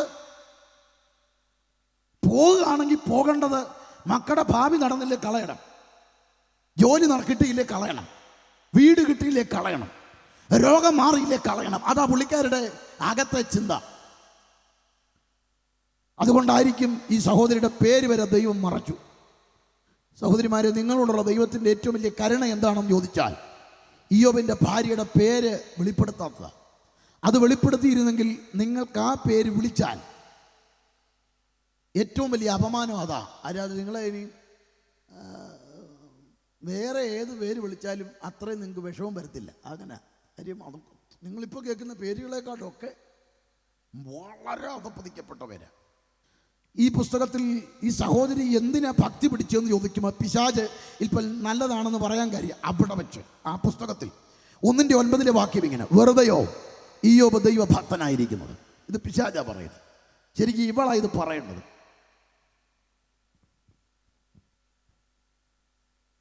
നിങ്ങൾക്ക് എന്ത് പിടികിട്ടി? വെറുതെയോ ഇയ്യോബ് ദൈവഭക്തനായി. ഇത് പിശാച. വെറുതെയോ, മലയാള പദം വെറുതെയോ, പക്ഷേ എബ്രായ ബൈബിളിൽ വെറുതെയോ കിനാം, ആ വാക്കിൻ്റെ അർത്ഥം പ്രോഫിറ്റ് എന്നാണ്. അപ്പോൾ പിശാച് പറഞ്ഞു കൊടുക്കുക, ഈ 10 മക്കൾ പോയിട്ടും ഇയ്യോബ് പതറാത്തത്, ഇതിനേക്കാൾ വലിയ ഒരു ലാഭത്തിൻ്റെ വെളിപ്പാട് തൻ്റെ അകത്തുണ്ട്. സമ്പത്ത് പോയിട്ടും താൻ ഭക്തി പിടിക്കുന്നതിൻ്റെ കാര്യം, സമ്പത്തിനപ്പുറമുള്ള ഒരു വെളിപ്പാട് ഈ മനുഷ്യൻ്റെ അകത്തുണ്ട്. മരണമരികത്തേക്ക് വന്നിട്ടും തല്ലും പതറാതിരിക്കുന്നത് ഈ മരണത്തിനപ്പുറമുള്ള ഒരു വെളിപ്പാട്, ലാഭത്തിൻ്റെ വെളിപ്പാട് തന്നെ കത്തിച്ചുകൊണ്ടിരിക്കുക. ഇതാണ് പിശാച് പറയുന്നത്. എത്ര പേർക്ക് സന്തോഷമുണ്ട് ഈ രാത്രിയിൽ? അപ്പൊ ഇനി നിങ്ങൾ ചിന്തിച്ചു നോക്ക്, ഇത്രത്തോളം ഈ പുസ്തകത്തിൽ അവിടെ വന്നപ്പോഴാണ് എനിക്ക് ഇഷ്ടം തോന്നിയത് പിശാച് കൊള്ളാമല്ലോ. അവിടെ നിന്നൊരു കാര്യം ഞാൻ പറയാം പുരുഷപ്രജകളോട്, ശ്രദ്ധിച്ചോണേ. ഇത്രയും നല്ല മനുഷ്യന് കിട്ടിയത് ഇങ്ങനൊരു സഹോദരിയാണ്.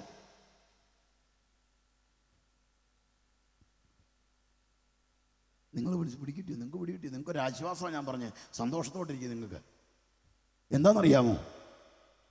ഇത്രയും വിശുദ്ധിയുള്ള, ഇത്രയും ഭക്തിയുള്ള, ഇത്രയും വിശുദ്ധിയുടെ നിലവാരമുള്ള മനുഷ്യന് കിട്ടിയത് പിശാചിനേക്കാൾ താണതിനെ.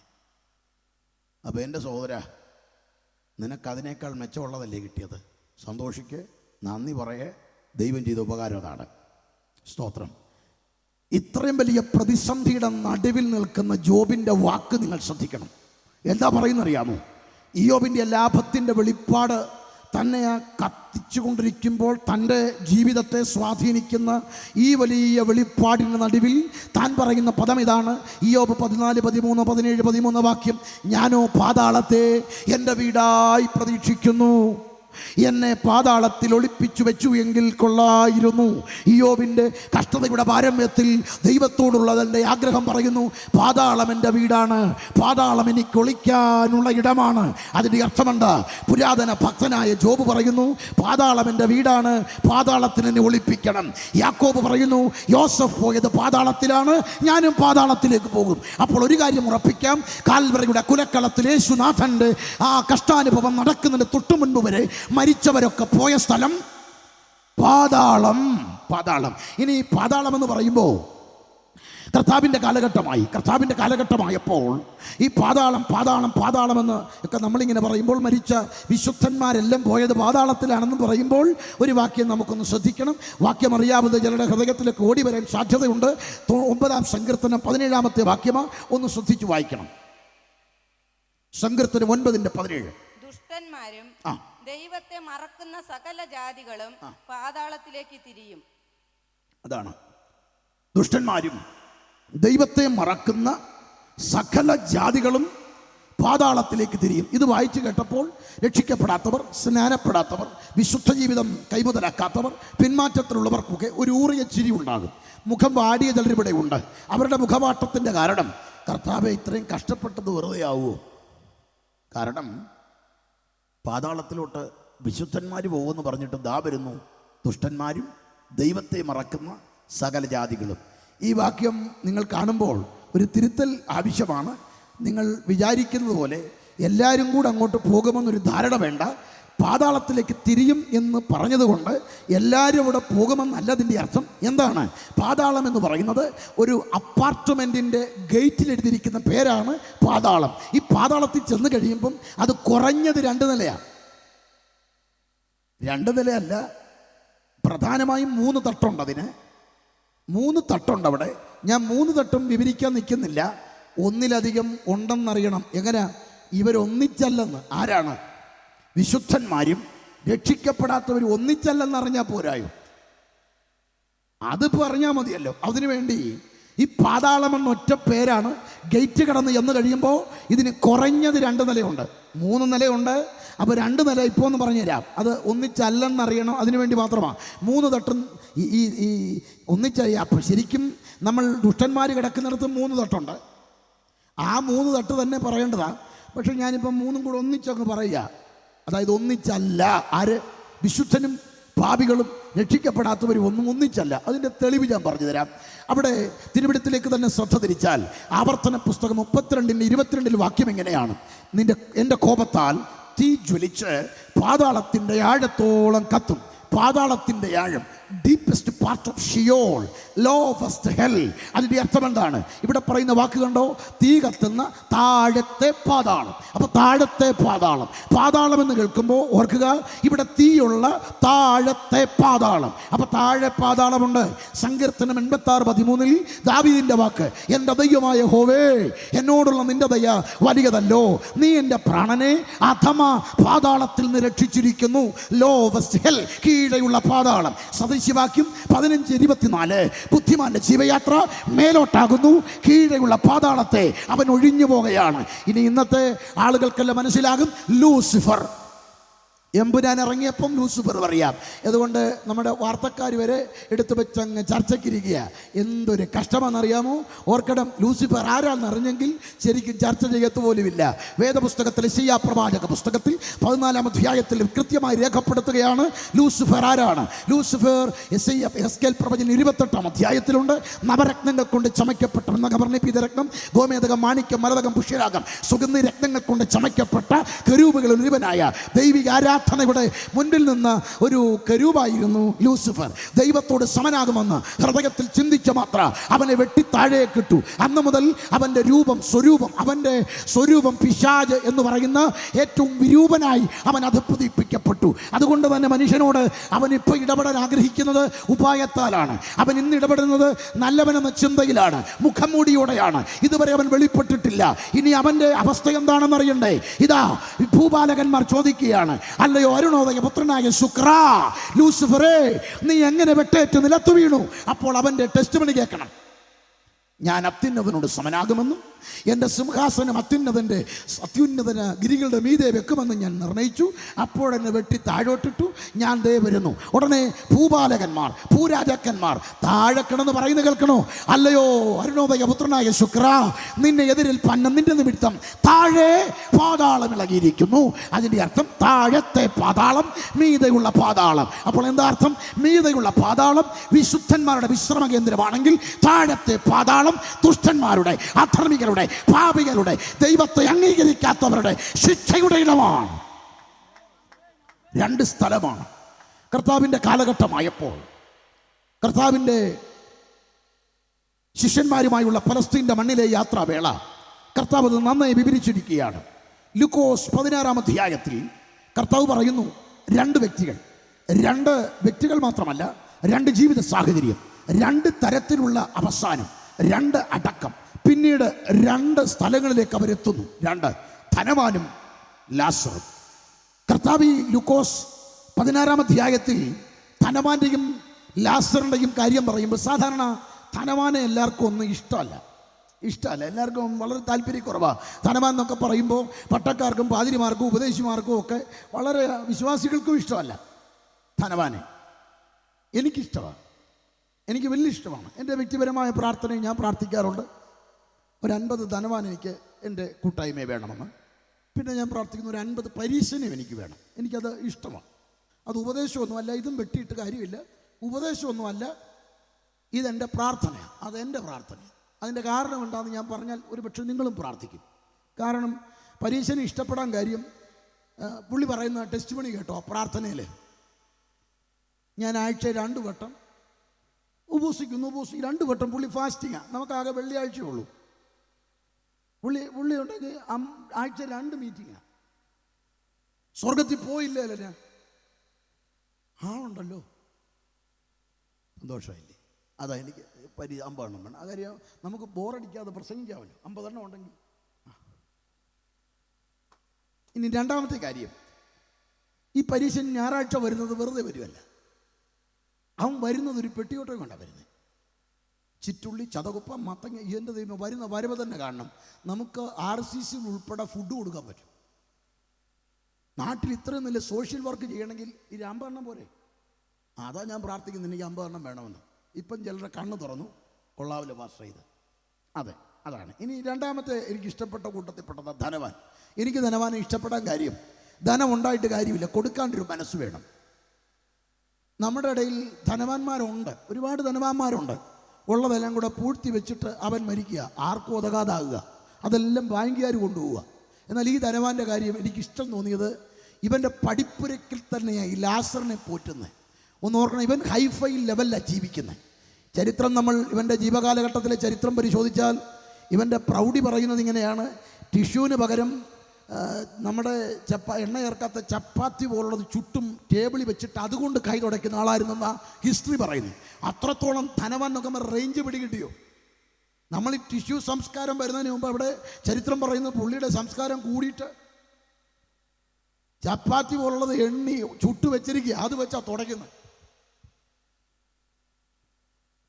ഇതാ പറയുന്ന അപ്പം നുറുക്കെന്നൊക്കെ പറയുന്നില്ലേ, മേശമയിൽ നിന്ന് വീഴുന്നെന്ന്, ഇതാ സാധനം. നമ്മളോർത്ത് ഒടിച്ചതിൻ്റെ പീസ് വീണെന്ന, അതല്ല, ഇതാണ് അപ്പം. അപ്പൊ അങ്ങനെയുള്ള ഒരു ധനവാൻ, അങ്ങനെയുള്ളവൻ്റെ വീട്ടിൻ്റെ പടിപ്പുരയ്ക്കൽ ഈ വ്രണം ബാധിച്ചവനെ അവൻ്റെ ശുശ്രൂഷക്കാരെ ടൈഗർ, ടിപ്പു, ജാക്കി, ജിക്കു, ടോബി, ഇത്ര എണ്ണത്തെയും കൂടെ അവൻ്റെ പടിപ്പുരയ്ക്കൽ പോറ്റുമ്പോൾ അവൻ്റെ വീട്ടിലേക്ക് വരുന്ന ഹൈഫൈ ആളുകളുണ്ട്. അവരെല്ലാം ഇത് കണ്ടിട്ട് പോകുമ്പോൾ ഓരോ ദിവസം പറയും, ജോർജുട്ടി വേറെ ഇങ്ങനെ സ്ഥലമില്ലേ? എത്ര ഉപദേശം കിട്ടിക്കാണും. അത്രയ്ക്ക് അസഹ്യമായ ദുർഗന്ധമല്ലേ? ഇവനെ, ഈ കിടക്കുന്ന ദരിദ്രനെ പടിപ്പുരയ്ക്കൽ പോറ്റണമെങ്കിൽ ധനവാനെ അങ്ങയുടെ മനസ്സ് ഞാൻ സമ്മതിക്കുക. ഇന്നത്തെ ധനവാന്മാരാണെങ്കിൽ ഒരിക്കൽ ഒരു ഓൾഡ് ഏജ് ഹോമിൽ ചെന്നിരിക്കും, ഒരിക്കൽ ബർത്ത്ഡേക്ക് പോയി അവരുടെ അടുത്ത് അവരുടെ ഭക്ഷണം കഴിച്ചെന്നിരിക്കും. എന്നും അത് ചെയ്യാൻ ഒരുമ്പെടുമോ? എന്നും വ്രണം ബാധിച്ചവനെ വീട്ടിൽ കയറ്റുമോ? എന്നും ഭക്ഷണം കൊടുക്കാൻ തോന്നുമോ? ഒരാഴ്ച ചെയ്യും, ഒരു മാസം ചെയ്യും, പിന്നെ വന്നാൽ പറയും ഇവിടെ വേണ്ട, അവിടെ ചെല്ലേ, അവിടെ പിന്നെയും കണ്ടാൽ പറയും എന്നും ഇവിടെ ഉള്ളൂ. കുറച്ചുകൂടെ കഴിയുമ്പോൾ നമ്മൾ ടോമിയിൽ ഒരെണ്ണത്തിനെ മേടിക്കും, 2 ടോമിയെ മേടിച്ച് കൂട് പണിയും, എന്നിട്ട് തുറന്നു വിടും. ഇന്നിൻ്റെ ഈ ധനവാന്മാർ ഇങ്ങനെ ചെയ്യുമ്പോൾ ഇത്രയും ആയുസ് മൊത്തം ഈ വ്രണം ബാധിച്ചവനെയും അവൻ്റെ നായ്ക്കളെയും പടിപ്പുരയ്ക്കൽ പോറ്റിയ ധനവാനെ, അങ്ങയുടെ സോഷ്യൽ വർക്ക് എനിക്കങ്ങ് ഇഷ്ടം തോന്നുക, അങ്ങയുടെ ചാരിറ്റി ഇഷ്ടപ്പെട്ട എൻ്റെ വക ഒരു സല്യൂട്ട് ഈ രാത്രി. ഇനി അടുത്തത് ഇഷ്ടം തോന്നാൻ കാര്യം, ഇദ്ദേഹം യാതനാ സ്ഥലത്ത് കിടന്ന് യാതന അനുഭവിക്കുമ്പോൾ അവിടുന്ന് ഒരു കരച്ചിലുണ്ട്. അബ്രഹാം പിതാവേ, എൻ്റെ 5 സഹോദരങ്ങൾ അവിടെ ഉണ്ട്, അവരിങ്ങോട്ട് വരാതിരിക്കാൻ ആരെങ്കിലും ചെന്ന് പറയണേ. ഞാൻ അപ്പോഴാണ് ചിന്തിച്ചത്, അവിടെ കിടന്ന് യാതന അനുഭവിക്കുമ്പോൾ തൊള്ളി വെള്ളം പോലും ഇല്ലാതെ യാതന അനുഭവിച്ച് വെപ്രാളപ്പെടുമ്പോഴും കൂടപ്പിറപ്പിനെ ഓർത്ത് അവനോടുള്ള സ്നേഹം പ്രകടിപ്പിക്കണമെങ്കിൽ ഇത് എന്ത് നല്ല മനുഷ്യനാ. ഇന്നത്തെ നമ്മളാണെങ്കിൽ ഈ വേദനയുടെ നടുവിൽ കൂടപ്പിറപ്പിനെ ഓർക്കുവോ? ഓർക്കത്തിൽ നിന്ന് പോട്ടെ, ഓർത്താൽ തന്നെ എന്തായിരിക്കും ഓർക്കുന്നത്? അബ്രഹാം പിതാവേ, ഞാൻ ഒറ്റയ്ക്ക് ഇവിടെ വേദന, 5 പേരുണ്ട്, 5 പേര് എനിക്ക് വന്നായിരുന്നെങ്കിൽ ഷെയർ ചെയ്യായിരുന്നല്ലോ, ബോറടി മാറിയേനെ. ഇതാ ധനവാനെ ഇഷ്ടപ്പെട്ടത്. ഇത്രയും നല്ല മനുഷ്യൻ. ഇനി എന്നെ കേൾക്കുന്നവരൊന്ന് ശ്രദ്ധിച്ചോണേ. ഈ മനുഷ്യനും മരിച്ചു. തൻ്റെ അടക്കം തന്നെ ഗംഗേമമായിരുന്നു. അടക്കം എന്നൊക്കെ പറഞ്ഞാൽ അതൊന്ന് കാണേണ്ടതാ. കുടുംബക്കല്ലറ എന്നൊക്കെ പറഞ്ഞാൽ അതാ കല്ലറ. നവംബർ 1 വഴിയൊക്കെ ക്രമീകരിച്ച് കല്ലറ പൂ വെച്ച് മാർബിൾ ഫലകത്തിൽ എഴുതി കർത്താവിൽ മരിക്കുന്ന വ്രതന്മാർ ഭാഗ്യവാന്മാർ എഴുതി അങ്ങോട്ട് ഒട്ടിച്ച് നല്ല ലാൻഡ്സ്കേപ്പ് ചെയ്ത കല്ലറ, കുടുംബക്കല്ലറയാ. അതോട്ട് പോയി കിടക്കുക. അടക്കം തന്നെ എന്താ നിദ്ര കൊണ്ടു, നിത്യതയിൽ കാലം ചെയ്തു, ദിവംഗതനായി, പ്രൊമോട്ടഡ് ടു ഗ്ലോറി, നിര്യാതനായി, പിന്നെ RIP, പിന്നെ നാട്ടിൽ മുഴുവനും ഫ്ലെക്സ്, പിന്നെ അതിലെല്ലാം കൂടാതെ അടക്കത്തിന് വന്ന പ്രൗഢഗംഭീരമായ ജനാവലി. ആ ജനാവലിയിൽ അന്നത്തെ ആളുകളെയൊക്കെ ഒന്ന് ശ്രദ്ധിച്ചാൽ എത്ര കങ്കേമമായ അടക്കമാണ്. രാഷ്ട്രീയക്കാരുണ്ട്, സമുന്നതരായ സാംസ്കാരിക നേതാക്കന്മാരുണ്ട്, കലാകാരന്മാരുണ്ട്, അങ്ങനെ ഒരുപാട് അധ്യക്ഷന്മാർ വന്നു. അങ്ങനെ എല്ലാവരും പറഞ്ഞു ഒരു മിനിറ്റ് എടുക്കാവൂ. അത് തന്നെ 2 മണിക്കൂർ. അത് ബുദ്ധിയുള്ളവൻ ഗണിക്കട്ടെ. അങ്ങനെ ഒരു അടക്കം അങ്ങോട്ട് കഴിഞ്ഞു. അടക്കം കഴിയുമ്പോഴേക്കും ഇത് പൊതി തന്നെ കാണാനുണ്ട്. മോറിസ് പഴം വെച്ച പൊതിയൊന്നുമല്ല, നല്ല ഏത്തക്ക വെച്ച് സൂപ്പർ പൊതി. ബ്രൂ കോഫിയും കുടിച്ച് സെമിത്തേരി കണ്ടാൽ തന്നെ കിടക്കാൻ തോന്നും, അത്ര നല്ല സെമിത്തേരി. അങ്ങനെയുള്ള സെമിത്തേരിയിലോട്ട് പുള്ളിയെ കൊണ്ടിട്ടു. ഇനി അപ്പുറത്തൊരു അടക്കമുണ്ട്. ബാൻഡ്മേളമില്ല, അനുശോചനമില്ല, ആദരാഞ്ജലിയില്ല. ആരോ ശ്രദ്ധിച്ചപ്പോൾ അനക്കമൊന്നുമില്ല. നായ്ക്കൾ ചുറ്റും കിടന്ന് കറങ്ങുന്നു. ശ്രദ്ധിച്ചപ്പോൾ അനക്കമില്ല. കോർപ്പറേഷനിൽ വിളിച്ചു. പഴമ്പായും കൊണ്ട് കോർപ്പറേഷൻ്റെ വണ്ടി വന്നു. ആ എടുത്തങ്ങോട്ടിട്ടു, പൊതിഞ്ഞു കെട്ടി നേരെ കൊണ്ടുപോകുക. കല്ലറയുമില്ല, കുടുംബക്കല്ലറയുമില്ല, അനുശോചനമില്ല, ആദരാഞ്ജലിയില്ല, സങ്കീർത്തനമായനയില്ല, പ്രാർത്ഥനയില്ല, പൊതിയില്ല, ചായയില്ല, സൽക്കാരങ്ങളില്ല. ഏതോ പൊതുശ്മശാനത്തിൽ കൊണ്ട് ഡെഡ് ബോഡി തള്ളി. നാട്ടുകാർ പറഞ്ഞു അവൻ ചത്തുപോയി. അതല്ല ആരാ മറ്റേ ചത്തുപോയി. നായ ചത്തു, പൂച്ച ചത്തു, ലാസറും ചത്തു. എന്നാൽ ധനവാന്റെ കാര്യമോ എന്നെ അടക്കമായിരുന്നു. കാണണം. ഈ ആറ്റിങ്ങിൽ ഇതുവരെ കണ്ടിട്ടില്ല. ഒന്ന് കാണണം. 7 മണിക്കൂറായിരുന്നു പൊതു ദർശനം. അത് അവിടെ വെച്ചു, ഇവിടെ വെച്ചു. എന്നമായിരുന്നു, എന്തോ ജനമായിരുന്നറിയാം. 10 അടക്കമെന്ന് പറഞ്ഞിട്ട് 7 മണിക്കാണ് കൊണ്ടടക്കിയത്. അതോ എന്നെ ജനമായിരുന്നു. ശരിയാ, ജനമൊക്കെ കരഞ്ഞ് വിളിച്ച് പൊതിയും കഴിച്ച് എല്ലാവരും പോയി. അടുത്തൊരു ദിവസം പ്രഭാതം പൊട്ടി വിടരുമ്പോൾ 2 സ്ഥലത്ത് 2 പേരും പ്രസന്റായി. അതാണ് ഇവിടെ കർത്താവ് പറയുന്നത്. ധനവാനും മരിച്ചു, ലാസറും മരിച്ചു. ഇന്ന് രാത്രി അറിയണം, മരണം ഏത് നേരത്തും അരികത്ത് വരും. പണമുള്ളവനും മരിക്കും, പണമില്ലാത്തവനും മരിക്കും, ഭക്തനും മരിക്കും, അഭക്തനും മരിക്കും. ഇന്ന് രാത്രി എന്നെ കേൾക്കുന്ന കുഞ്ഞെ, കരുത്തും മിടുക്കും പ്രാപ്തിയും ഒക്കെ ഉണ്ട്. പക്ഷേ ഏത് നേരത്തും മരണം നിന്റെ അരികിൽ വരും. സ്വപ്നങ്ങളെ തല്ലിക്കെടുത്തുന്ന തരത്തിൽ നിന്റെ അരികിൽ മരണം വന്നാൽ മരണം കൊണ്ട് തീരുമെന്നൊരു ചിന്ത അകത്തുണ്ടെങ്കിൽ അത് മിഥ്യയാണ്. ഒരു കാലത്ത് നമ്മുടെ എല്ലാം ചിന്ത, ഈ നാടിൻ്റെ ചിന്ത, എല്ലാവരും അങ്ങനെ തന്നെ പറയും. ഇന്നും ചിലർ പറയുന്നുണ്ട് മരണം കൊണ്ടങ്ങ് അവസാനിക്കും. ചാർവാക മതം പറയുന്നത് പോലെ മരണം കൊണ്ടങ്ങ് അവസാനിക്കും. തിന്നുക, ഉടിക്കുക, ആനന്ദിക്കുക, നാളെ ചാവുകല്ലോ. അതുകൊണ്ട് തന്നെ ജീവിക്കുന്ന കാലം സുഖത്തോടെ ജീവിക്കുക. ഓർക്കണേ, അങ്ങനൊരു മിഥ്യാധാരണയിൽപ്പെട്ട് ഉടർന്നു പോകരുത്. ജസ്റ്റിസ് കൃഷ്ണയ്യർ തൻ്റെ പ്രിയതമയുടെ മരണശേഷം മരണത്തെക്കുറിച്ച് പഠിച്ചിട്ട് തൻ്റെ ഒരു പ്രസ്താവന നിങ്ങളൊക്കെ ശ്രദ്ധിച്ചതാണ്. അദ്ദേഹം പറഞ്ഞത്, ഞാൻ എൻ്റെ പ്രിയതമയുടെ മരണം വരെ മരണത്തെക്കുറിച്ച് ഞാൻ കരുതിയതും ചിന്തിച്ചതും തെറ്റാണെന്ന് എൻ്റെ പ്രിയപ്പെട്ടവരുടെ മരണശേഷം മനസ്സിലായി. മരണം പറഞ്ഞറിയിക്കാൻ പറ്റാത്ത ഒരു കടന്നുപോക്കാണ്. ഇതിനപ്പുറത്ത് എന്തോ ഉണ്ട് എന്നത് ഞാൻ മനസ്സിലാക്കുന്നു. ഓസ്ട്രേലിയയുടെ മെൽബൺ യൂണിവേഴ്സിറ്റിയുടെ ന്യൂറോളജി വിഭാഗം തലവനായ ഡോക്ടർ കാമറൂൺ ഷൗ 2000 രോഗികളിൽ നടത്തിയ, മരണാസന്നരായ രോഗികളിൽ നടത്തിയ തൻ്റെ പഠനം പ്രബന്ധ രൂപത്തിൽ പുറത്തു വന്നു. അവരുടെ അവസാന 20 മിനിറ്റ് പ്രത്യേക സജ്ജീകരിച്ച ക്യാമറയിലൂടെ ശബ്ദ സംവിധാനം ഒപ്പിയെടുക്കാൻ കഴിയുന്ന അത്യാധുനിക ക്രമീകരണങ്ങളോടുകൂടെ ഒപ്പിയെടുത്തുകൊണ്ട് താൻ ആ പ്രബന്ധം പൂർത്തീകരിക്കുന്നു. 2000 രോഗികളും അവസാന സമയത്ത് വിചിത്രമായ അഭിപ്രായങ്ങൾ പറഞ്ഞിട്ടുണ്ട്.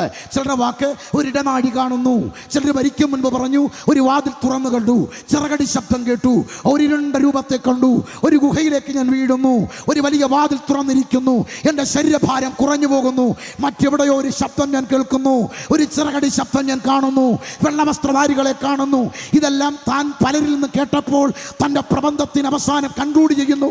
മരണം ഒരവസാനമല്ല, തിരിച്ചറിയാൻ പറ്റാത്ത മറ്റെന്തിലേക്കുള്ള ഒരു പ്രവേശനമാണെങ്കിൽ ഇന്ന് രാത്രി മനസ്സിലാക്ക്, വേദപുസ്തകം പറയുന്നു മരണം അവസാനമല്ല, മരണത്തിനപ്പുറം ഒരു ജീവിതമുണ്ട്. ഇന്ന് രാത്രി സുഹൃത്തേ, യൗവനക്കാരി, പിതാവേ, ആത്മഹത്യ അരുതേ, അത് പാപമാണ്. ആത്മഹത്യ കൊണ്ട് അവസാനിക്കുകയല്ല, തുടങ്ങാൻ പോകുകയാ. പ്രശ്നത്തിൽ നിന്ന് മോചനത്തിന് ആത്മഹത്യയല്ല പ്രതിവിധി. പ്രശ്നം മാറാൻ ജീവിതം അവസാനിപ്പിക്കുകയല്ല. ഈ മരണം ഈ പുറംകൂട് മാത്രം അനുഭവിക്കുമ്പോൾ ഇത് കഴിഞ്ഞൊരു ജീവിതമുണ്ട്. അതാണ് കർത്താവിടെ വെളിപ്പെടുത്തുക. മരണാനന്തരം രണ്ടവസ്ഥയാണ്. ഒന്ന് സ്വർഗമാണ്, മറ്റൊന്ന് നരകമാണ്. മരണാനന്തരം രണ്ടവസ്ഥകൾ വേദപുസ്തകം വിഭാവനം ചെയ്യുക. മരണാനന്തരമുള്ള രണ്ടവസ്ഥ എന്ന് പറയുമ്പോൾ സ്വർഗവും നരകവും. സ്വർഗമെന്താ, നരകമെന്താ? വിവിധ ചിന്തകളുണ്ട്. ചിലർ പറയുന്നത് ഇതൊക്കെ സങ്കല്പമാണ്. അങ്ങനെ കുറേ പേരുണ്ട്. ഇതെല്ലാം സങ്കല്പമാണ്. എന്താ കാര്യം? അവർ പറയുന്നത് ഇതൊക്കെ ഓരോ തട്ടിപ്പാന്നേ, സങ്കല്പമാണ്. അതെന്താ? ഇത് കണ്ടവർ പറഞ്ഞൊരു ആരുണ്ട്? തെളിവുണ്ടോ? നീ യുറാനസിനെ കണ്ടോ? ഇല്ല. നെപ്റ്റ്യൂൺ? ഇല്ല. ശുക്രനെ നീ കണ്ടോ? ഇല്ല. ഈ കോടാകോടി ഗോളമുണ്ടെന്ന് പറയും, നീ എത്ര എണ്ണത്തെ കണ്ടു? ഒന്നും കണ്ടില്ല. പിന്നെ നിന്നോട് ആരാടാ ഈ ഗാലക്സി ഉണ്ടെന്ന് പറഞ്ഞത്? ആരെങ്കിലും കണ്ടോ? അല്ല, ശാസ്ത്രം പറയുന്നു. എടാ, ശാസ്ത്രം പറയുന്ന വീട്ടിത്തം കോടാകോടി ഗോളമുണ്ടെന്നൊക്കെ കണ്ണുമടച്ച് വെള്ളം തൊടാതെ വിഴുങ്ങാൻ പറ്റുമെങ്കിൽ 2 ഗോളമായിട്ട് അങ്ങ് വിശ്വസിച്ചോടാവേ. തീർന്നില്ലേ പ്രശ്നം? തീർന്നു. ഇനി അത് തരട്ടെ. ഇനി അടുത്തൊരു കൂട്ടം പറയുന്നു എല്ലാം ഇവിടെ ആണ്. ചിലർ പറയുന്നു നരകമൊക്കെ ഇവിടുന്ന് കര കയറ്റണമെന്ന് പറഞ്ഞ് നമ്മുടെ സഹോദരങ്ങളുടെ അടുത്ത് കര, ഇതാണ് നരകമെന്ന്. ഇത് നരകമല്ല. ഇത് കേരളമാണ്, ഇത് തിരുവനന്തപുരം ജില്ലയാണ്, ഇത് കൊല്ലം ജില്ലയുടെ ബൗണ്ടറിയാണ്. അതെ, ഇത് കേരളമാണ്. ഇവിടെ നരകമല്ലെന്ന് പറയാൻ കാര്യം, നരകത്തിൽ മഴയില്ല, നരകത്തിൽ സുവിശേഷോകമില്ല, നരകത്തിൽ ഞങ്ങളില്ല. അതുകൊണ്ട് തന്നെ ഞങ്ങൾക്ക് ഉറപ്പാണ് ഇത് നരകമല്ല. അപ്പോൾ ഇത് നരകമല്ല. ഇനി അടുത്ത കാര്യം, ചിലർ പറയുന്നു സ്വർഗമാണ്. അതുകൊണ്ട് അവർ പറഞ്ഞു തിന്നുക, കുടിക്കുക, ആനന്ദിക്കുക, നാളെ അടിച്ചു പൊളിച്ചോളാൻ. എൻ്റെ ചങ്ങാതി, ഇത് സ്വർഗമല്ല. സ്വർഗമല്ലെന്ന് പറയാൻ കാര്യം എന്താ? സ്വർഗത്തിൽ കൊട്ടേഷനുണ്ടോ? സ്വർഗത്തിൽ പെണ്ണുപിടിയുണ്ടോ? സ്വർഗത്തിൽ കൂലിത്തലുണ്ടോ? സ്വർഗത്തിൽ മാതാപിതാക്കളെ കൊല്ലാറുണ്ടോ?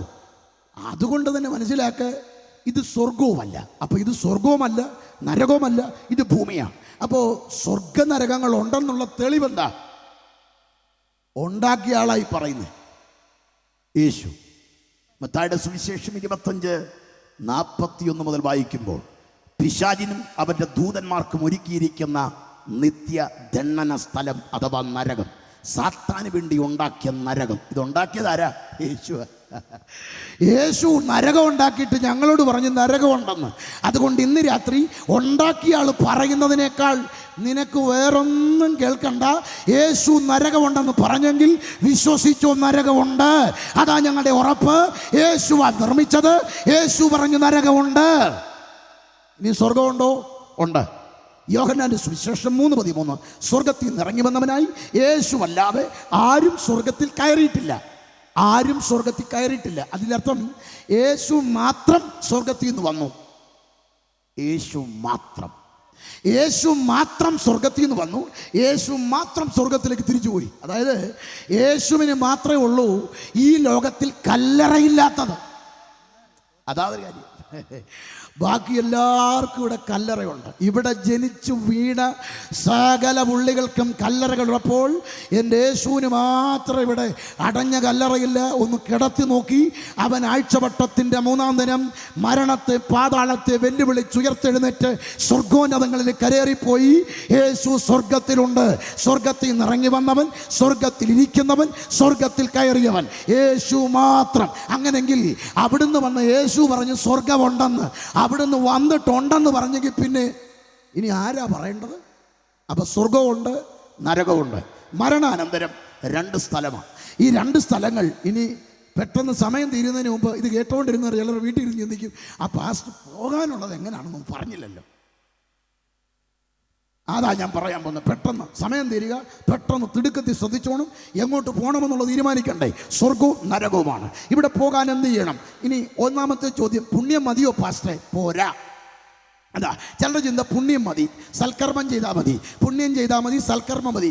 എൻ്റെ കുഞ്ഞ്, നിൻ്റെ സൽക്കർമ്മം എന്തുവാ? കൂടി വന്നാൽ ബർത്ത്ഡേക്ക് ഓർഫനേജിൽ പോകുന്നു, ഫുഡ് കൊടുക്കുന്നു, അല്ലെങ്കിൽ പിന്നെ ഓൾഡ് ഏജ് ഹോമിൽ ചെല്ലുന്നു, ഫുഡ് കൊടുക്കുന്നു. ഇതല്ലാതെ നീ എന്താ കൊടുക്കുന്നത്? ഏതെങ്കിലും പ്രത്യേക ഒരു ദിവസം 10 പേർക്ക് ശാപ്പാട് കൊടുക്കുന്നു, 10 പേർക്ക് നന്മ കൊടുക്കുന്നു, 10 പേർക്ക് കാശ് കൊടുക്കുന്നു. അത് മൊത്തമാണോ കൊടുക്കുന്നത്? അതും നിൻ്റെ ഉള്ളതിൻ്റെ എത്രയോ ചെറിയൊരു ഭാഗം അത് കൊടുത്തിട്ട് തള്ളവരലി കുത്തി നടക്കുന്ന നിൻ്റെ ചിന്ത വലിയ സോഷ്യൽ വർക്കാണ്. ഇനി നീ ധനവാനെ നോക്കിക്കേ, അവൻ ചെയ്ത സോഷ്യൽ വർക്ക് കണ്ടോ? വീടിൻ്റെ പടിപ്പുരയ്ക്കൽ ഒരു വ്രണം ബാധിച്ചവനെയും അവൻ്റെ നായ്ക്കളെയും കൂടെ ആയുസ് മൊത്തം പോറ്റി. ഈ സോഷ്യൽ വർക്ക് ചെയ്തവന് സ്വർഗത്ത് മേലോട്ട് കയറ്റിയെന്നല്ല, പുള്ളി വെള്ളമേ ചോദിച്ചുള്ളൂ. കയറ്റുന്നത് പോട്ടെ, കയറ്റുന്ന കാര്യം ഇവിടെ, പോകുന്ന കാര്യം പുള്ളി ചോദിച്ചു, ഇത്തിരി വെള്ളം കുപ്പിയിലെങ്കിലും നനയ്ക്കാമോ? അയ്യോ എൻ്റെ പൊന്നു കുഞ്ഞെ, അതാദ്യം മനസ്സിലാക്കുക. ഇവിടെ കൃത്യമായി പറയുന്നത് അവന് വെള്ളം പോലും കിട്ടിയില്ല. അതുകൊണ്ടൊരു കാര്യം ഉറപ്പിച്ചോണം, നിന്റെ പുണ്യം കൊണ്ടും നിന്റെ സൽക്കർമ്മം കൊണ്ടൊന്നും അങ്ങോട്ട് പോകാൻ പറ്റത്തില്ല. അതിൻ്റെ തെളിവെന്താ? തിരുവനന്തപുരത്തിൽ കൊർന്നലിയോസ് എന്ന മനുഷ്യനെക്കുറിച്ച് അപ്പോസ്തല പ്രവൃത്തി 10-ാം അധ്യായത്തിൽ പറയുന്നു. ഇത്താലിക പട്ടണത്തിൽ, അവിടെ ഇത്താലിക പട്ടാളത്തിലുള്ള കൊർന്നലിയോസ് എന്ന മനുഷ്യനോട് ദൂതൻ വന്ന് പറയുകയാണ്, നിന്റെ ഭക്തി, നിന്റെ ദാനധർമ്മം, നിന്റെ പ്രാർത്ഥന സ്വർഗത്തിൽ എത്തി. ആരെത്തി? നിന്റെ പ്രാർത്ഥന എത്തിയിട്ടുണ്ട്, നിന്റെ നല്ല പുണ്യം എത്തിയിട്ടുണ്ട്, നിന്റെ ദാനധർമ്മം എത്തി, നിന്റെ പ്രാർത്ഥന എത്തി, നിന്റെ ഭക്തി എത്തി, നീ മാത്രം എത്തിയില്ല.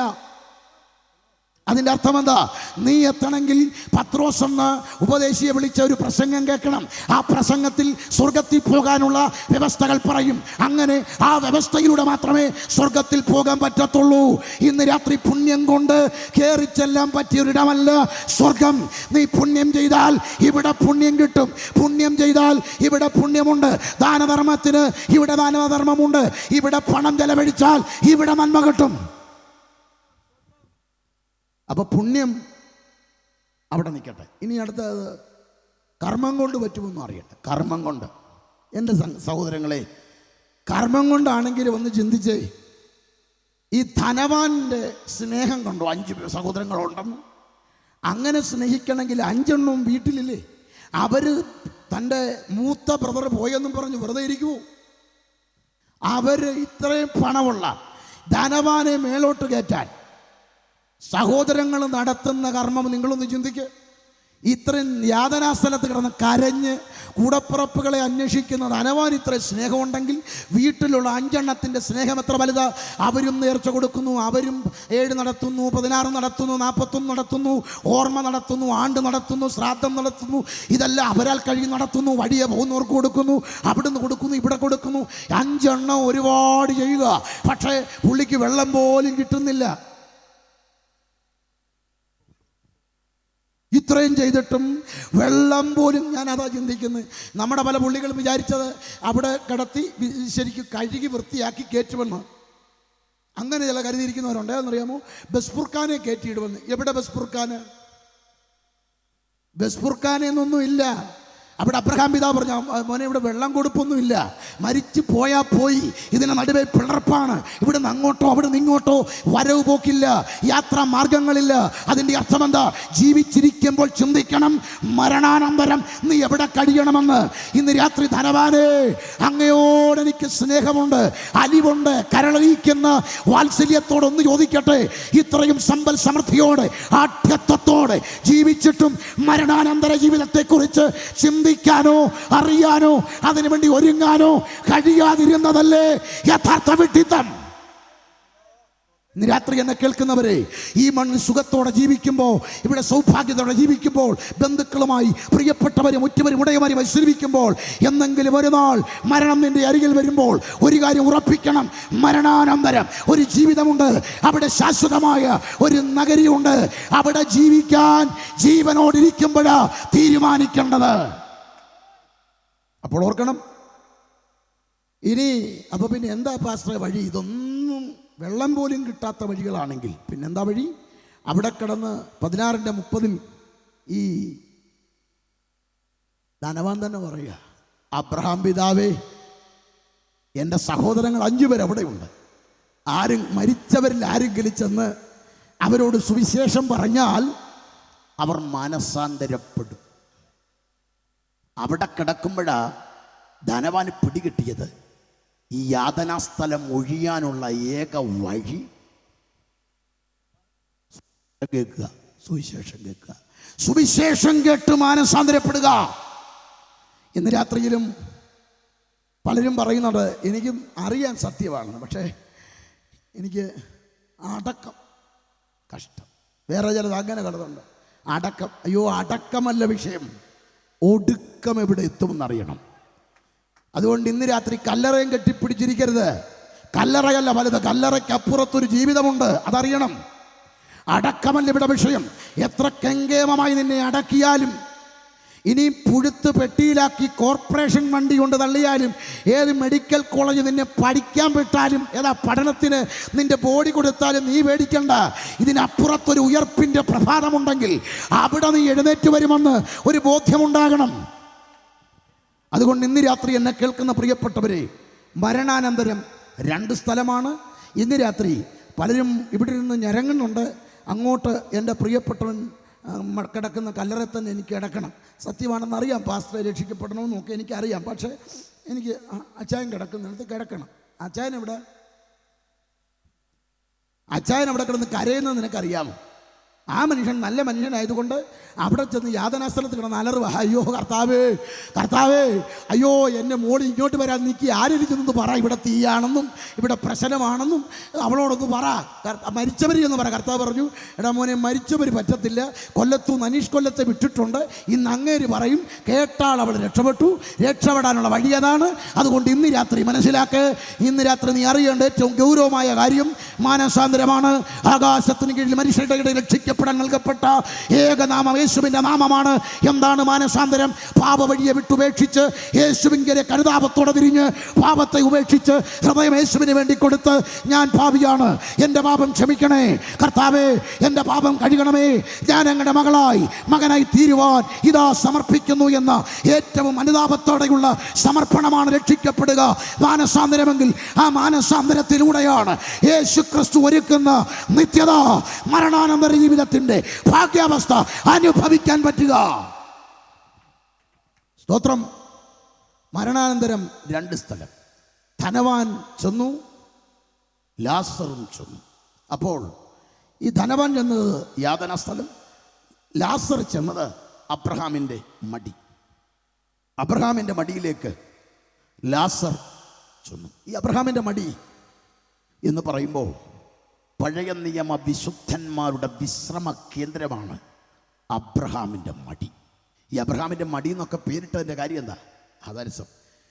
ഞാനും ദൈവത്തോട് ചോദിക്കുക, കർത്താവേ, ഈ അബ്രഹാമിൻ്റെ മടി എന്നൊക്കെ ഇട്ട്, ഞാൻ ഓർത്തത് ആദ്യമൊക്കെ കരുതിയത് അബ്രഹാമിൻ്റെ മടിയിലോട്ട് ഇസഹാക്കിനെ ഇരുത്തുന്നു ആദ്യം. അത് കഴിഞ്ഞപ്പം ഇസഹാക്ക് ഇരിക്കുമ്പം തന്നെ യാക്കോബിൻ്റെ മടിയിലിരുത്തുന്നു, പിന്നെ യോസഫ് ഇരിക്കുന്നു. ഇത്രയൊക്കെ കുഴപ്പമില്ല. പിന്നെ ചെല്ലുന്നവരെല്ലാം മടിയിലിരിക്കുന്നു.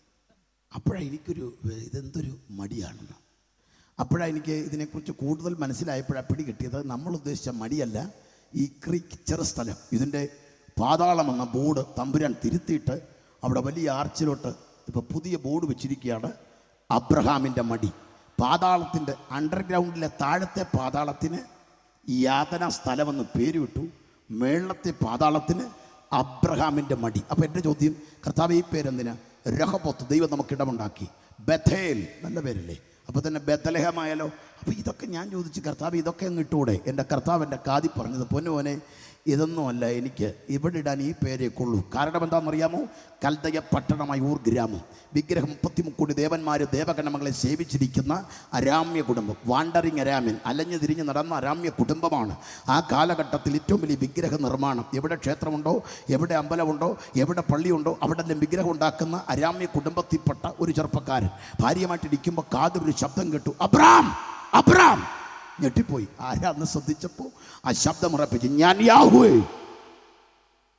അപ്പോഴേ പുള്ളി ഈ വിഗ്രഹങ്ങളിലല്ല എന്ന് മനസ്സിലാക്കിയിട്ട് ചാടി എഴുന്നേറ്റു, ശബ്ദമുറപ്പിച്ചു, ഞാൻ കാണിപ്പാനിരിക്കുന്നിടത്തേക്ക് പുറപ്പെടുക.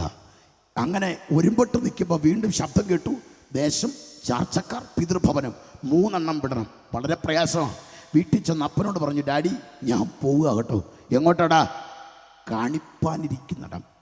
ഞങ്ങളും വരാം. വേണ്ട വേണ്ട വേണ്ട വേണ്ട അത് അല്ല, നിങ്ങളെ വിടണമെന്നാണ് പറഞ്ഞു. ഞങ്ങളെയോ? നമ്മുടെ വീട്ടുപേര് നിനക്കറിയത്തില്ലേ? ആർച്ച് ബിഷപ്പുണ്ട്, പട്ടക്കാരനുണ്ട്, പാതിരിയുണ്ട്, മുസലിയാരുണ്ട്, പൂജാരിയുണ്ട്, സെൻട്രൽ പാസ്റ്ററുണ്ട്, പ്രസിഡൻ്റുണ്ട്, എല്ലാം ഉള്ള വലിയ വമ്പം കുടുംബം. ആ കുടുംബം ഓക്കെ, പക്ഷെ വിടാൻ പറഞ്ഞു. അപ്പം നീ ഇറങ്ങുമല്ലേ? ആന്നു. എടാ ആരാടാ വിളിച്ച്? കൃത്യമായിട്ട് അറിയത്തില്ല. എങ്ങോട്ടാ? അറിയത്തില്ല. എങ്ങനെ ആകൂടാ? അറിയത്തില്ല. എങ്ങനെ ആയിത്തീരും? അറിയത്തില്ലെന്ന്. അപ്പം പിന്നെ എന്നാൽ പിന്നെ അവരെ കൂടെ കൊണ്ടു. അല്ല ചാർച്ചക്കാരും പറ്റിയല്ല, അതും വേണ്ടേ? എടാ അപ്പം നമ്മുടെ ദേശത്ത് എവിടെയെങ്കിലും ഷെഡടി? അല്ല, ഈ ദേശവും വിടണമെന്ന്. അപ്പോൾ പോവാല്ലേ? അതെ. അപ്പോൾ എല്ലാവരും പറഞ്ഞു അബ്രാം താണ്ട അഡ്രസ്സ് കളഞ്ഞു. അതിൻ്റെ അർത്ഥം അബ്രാമിൻ്റെ പേര് ഇന്ന് ആധാറുണ്ടായിരുന്നെങ്കിൽ UT അബ്രാം, അല്ലെങ്കിൽ അബ്രാം UT. ദേശത്ത് തേരഹിൻ്റെ മകൻ അബ്രാം, അങ്ങനെ. അപ്പോൾ എഴുതേണ്ടത് UT ഊർ ദേശം തേരഹിൻ്റെ മകൻ. അപ്പോൾ UT അബ്രാം, അബ്രാം UT വെട്ടിട്ട് വെറും അബ്രാമായിട്ട് ഇറങ്ങുമ്പോൾ നാട്ടുകാർ പറഞ്ഞു അബ്രാം കുട്ടിക്ക് മണ്ടത്തരം, ഭ്രാന്ത് പിടിച്ചു. കാരണം വേണ്ട ആരോ വിളിച്ചെന്നും പറഞ്ഞ് എങ്ങോട്ടോ പോന്നു. ദേ ഭാര്യയും കൊണ്ട് പോവുക. എങ്ങനെ ആകൂടാ നിൻ്റെ കാര്യം? നിൻ്റെ മക്കൾ എന്താകൂടാ? നിൻ്റെ ജീവിതം എന്താകൂടാ? ഇങ്ങനെ പോയാൽ എങ്ങനെ ആകൂടാ? എടാ നീ തെണ്ടത്തില്ലോടാ? നിൻ ഗതി പിടിക്കുവോടാ? എടാ നിനക്ക് പെണ്ണ് കിട്ടുവോടാ? നിൻ്റെ ഭാര്യയ്ക്ക് നിൻ്റെ സ്ഥിതി എന്താകൂടാ? നിൻ്റെ മക്കൾക്ക് പിള്ളേരെ കിട്ടുവോടാ? ഇതെല്ലാം കേട്ട് അങ്ങോട്ട് ഇറങ്ങുമ്പോൾ സ്വർഗം കാതി പിടിച്ചു നിർത്തി പറഞ്ഞു, 3 വിട്ടാൽ 7 ഞാൻ തരും. 3 നീ വിടുകല്ലേ, 7 അനുഗ്രഹം ഞാൻ തരും. ആ 7 അനുഗ്രഹത്തിൽ ഒന്നാമത്തേത് എന്താണെന്നറിയാമോ? നിന്നെ അനുഗ്രഹിച്ച് നിന്റെ പേര് ഞാൻ വലുതാക്കും. സ്വർഗം പറയുക, അബ്രാം നിന്റെ അഡ്രസ്സ് കളഞ്ഞിറങ്ങുകയാണെന്ന് വീട്ടുകാർ പറയുക. പക്ഷെ ഞാൻ തരുന്ന ഒരു ഉറപ്പുണ്ട്, ഞാൻ നിന്റെ പേര് വലുതാക്കും. എന്താ ദൈവം ചെയ്തത്? വിളിച്ചിറക്കിയ ഉടനെ തമ്പുരാൻ പറഞ്ഞ അബ്രാം, ഇനി നീ അബ്രാമല്ല അബ്രഹാം.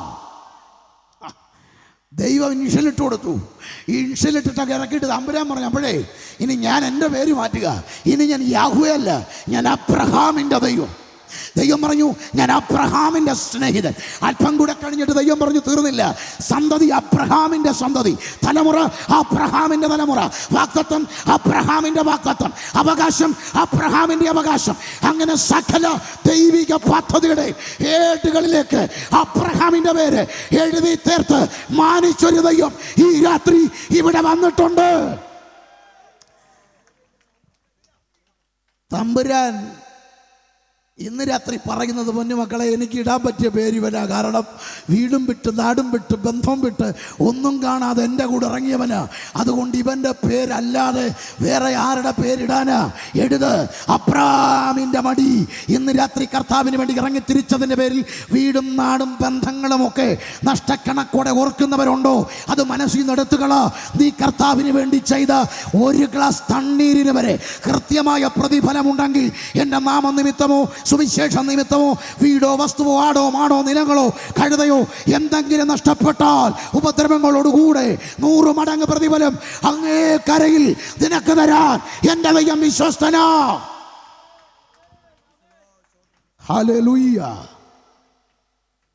അബ്രാമിൻ്റെ മടി എന്ന ഇടത്തേക്ക് കാൽവറിയുടെ നിലവിളിയുടെ ആ വേള, തസ്കരൻ്റെ യാചന നിങ്ങൾ ശ്രദ്ധിച്ചേ. യേശുവിൻ്റെ ഒന്നാമത്തെ മൊഴി കാൽവറിയിൽ മുഴങ്ങി. കൂടെ കിടക്കുന്ന കള്ളൻ്റെ നിന്ന അങ്കി പകത്തെടുക്കാൻ നിൽക്കുന്നവർ, ക്രൂശിക്കാൻ നിൽക്കുന്നവർ, ചുറ്റും ആക്രോശിക്കുന്നവർ, പരിഹസിക്കുന്നവർ, നിന്ദിക്കുന്നവർ, വമ്പൻ ജനാവലി ആ കാൽവറിയിലുണ്ട്.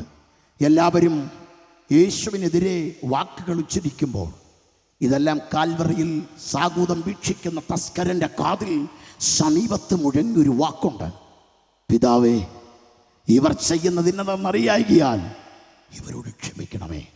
ഒന്നാമത്തെ മൊഴി ക്ഷമാപണത്തിൻ്റെ പ്രാർത്ഥന കേട്ടപ്പോൾ അവൻ്റെ ഉള്ളു വിങ്ങി.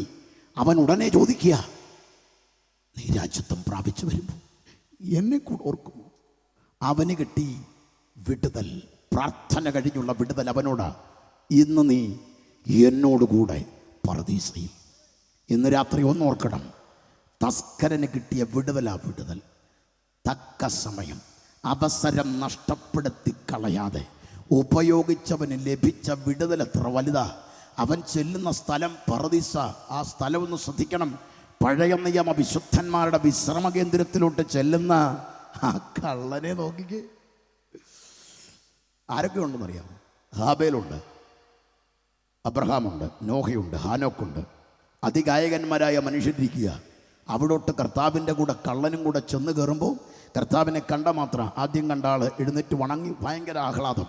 കാരണം അവർ യുഗങ്ങളായി കാത്തിരുന്നവൻ, അവരുടെ വിശ്വാസത്താലുള്ള ആരാധന, വിശ്വാസത്താലുള്ള നീതീകരണം, അവരുടെ വിശ്വാസത്താൽ നടത്തിയ പ്രാർത്ഥനകൾ എല്ലാത്തിൻ്റെ കാരണമായവനെ നേരിട്ട് കണ്ടു. അവരാഹ്ലാദത്തോടെ നിൽക്കുമ്പോൾ കള്ളൻ പുറകെ ഉണ്ട്. അവൻ്റെ ഉള്ളിൽ ഒരു സന്തോഷം. കാരണം ഞാനൊട്ടും മോശമൊന്നും അല്ല. പക്ഷെ കള്ളൻ അവിടെ മനസ്സിലാക്കുന്നത് ഈ വമ്പന്മാരിരിക്കുന്ന വേദിയിലേക്ക് തസ്കരനായി എനിക്ക് കിട്ടിയ അനുഭവം കൃപയാല. കാൽവറി നൽകിയ വാതിൽ തുറന്നു കിട്ടിയത് കൊണ്ട്, കാൽവറിയിലൂടെ തുറന്നു കിട്ടിയ വാതിൽ, പാപിക്ക് പറുദീസയുടെ വാതിൽ തുറന്നകത്ത് കയറാൻ പറ്റിയെങ്കിൽ ഇന്ന് രാത്രി ജീവിതത്തിൻ്റെ അബദ്ധസഞ്ചാരത്തിലൂടെ പാപവഴിയിലൂടെ സഞ്ചരിക്കുന്ന വ്യക്തിയെ, കുഞ്ഞെ, മാതാവേ, സഹോദര, പിതാവേ, ഇന്ന് രാത്രി യേശു നിന്നെ സ്നേഹിക്കുന്നു. ഇന്ന് രാത്രി നിൻ്റെ ജീവിതത്തിൻ്റെ അവസ്ഥയ്ക്ക് മാറ്റം തരാൻ യേശു നിന്നെ വിളിക്കുക. ഇന്ന് രാത്രിയിൽ പരിശുദ്ധാത്മാവ് ഓർമ്മിപ്പിക്കുന്ന ഏറ്റവും തീവ്രമായ സന്ദേശം, നിൻ്റെ ഹൃദയം കലങ്ങണ്ട. യേശുവിൽ വിശ്വസിക്ക്, യേശുവിനെ രക്ഷിതാവായി സ്വീകരിക്ക്. ഇന്ന് രാത്രിയിൽ നിനക്കൊരു സമാധാനം കർത്താവ് തരും. യേശുവിൽ വിശ്വസിക്ക്, നിൻ്റെ ഹൃദയത്തിൻ്റെ കലക്കം ഇന്ന് രാത്രി പരിഹരിക്കും. യേശുവിൽ വിശ്വസിക്ക്, ഇന്ന് രാത്രിയിൽ നിന്നെ തകർക്കാൻ വരുന്ന പ്രതിസന്ധിയുടെ നടുവിൽ ഇടറാതെ നിൽക്കാൻ അവൻ നിനക്ക് കൃപ തരും.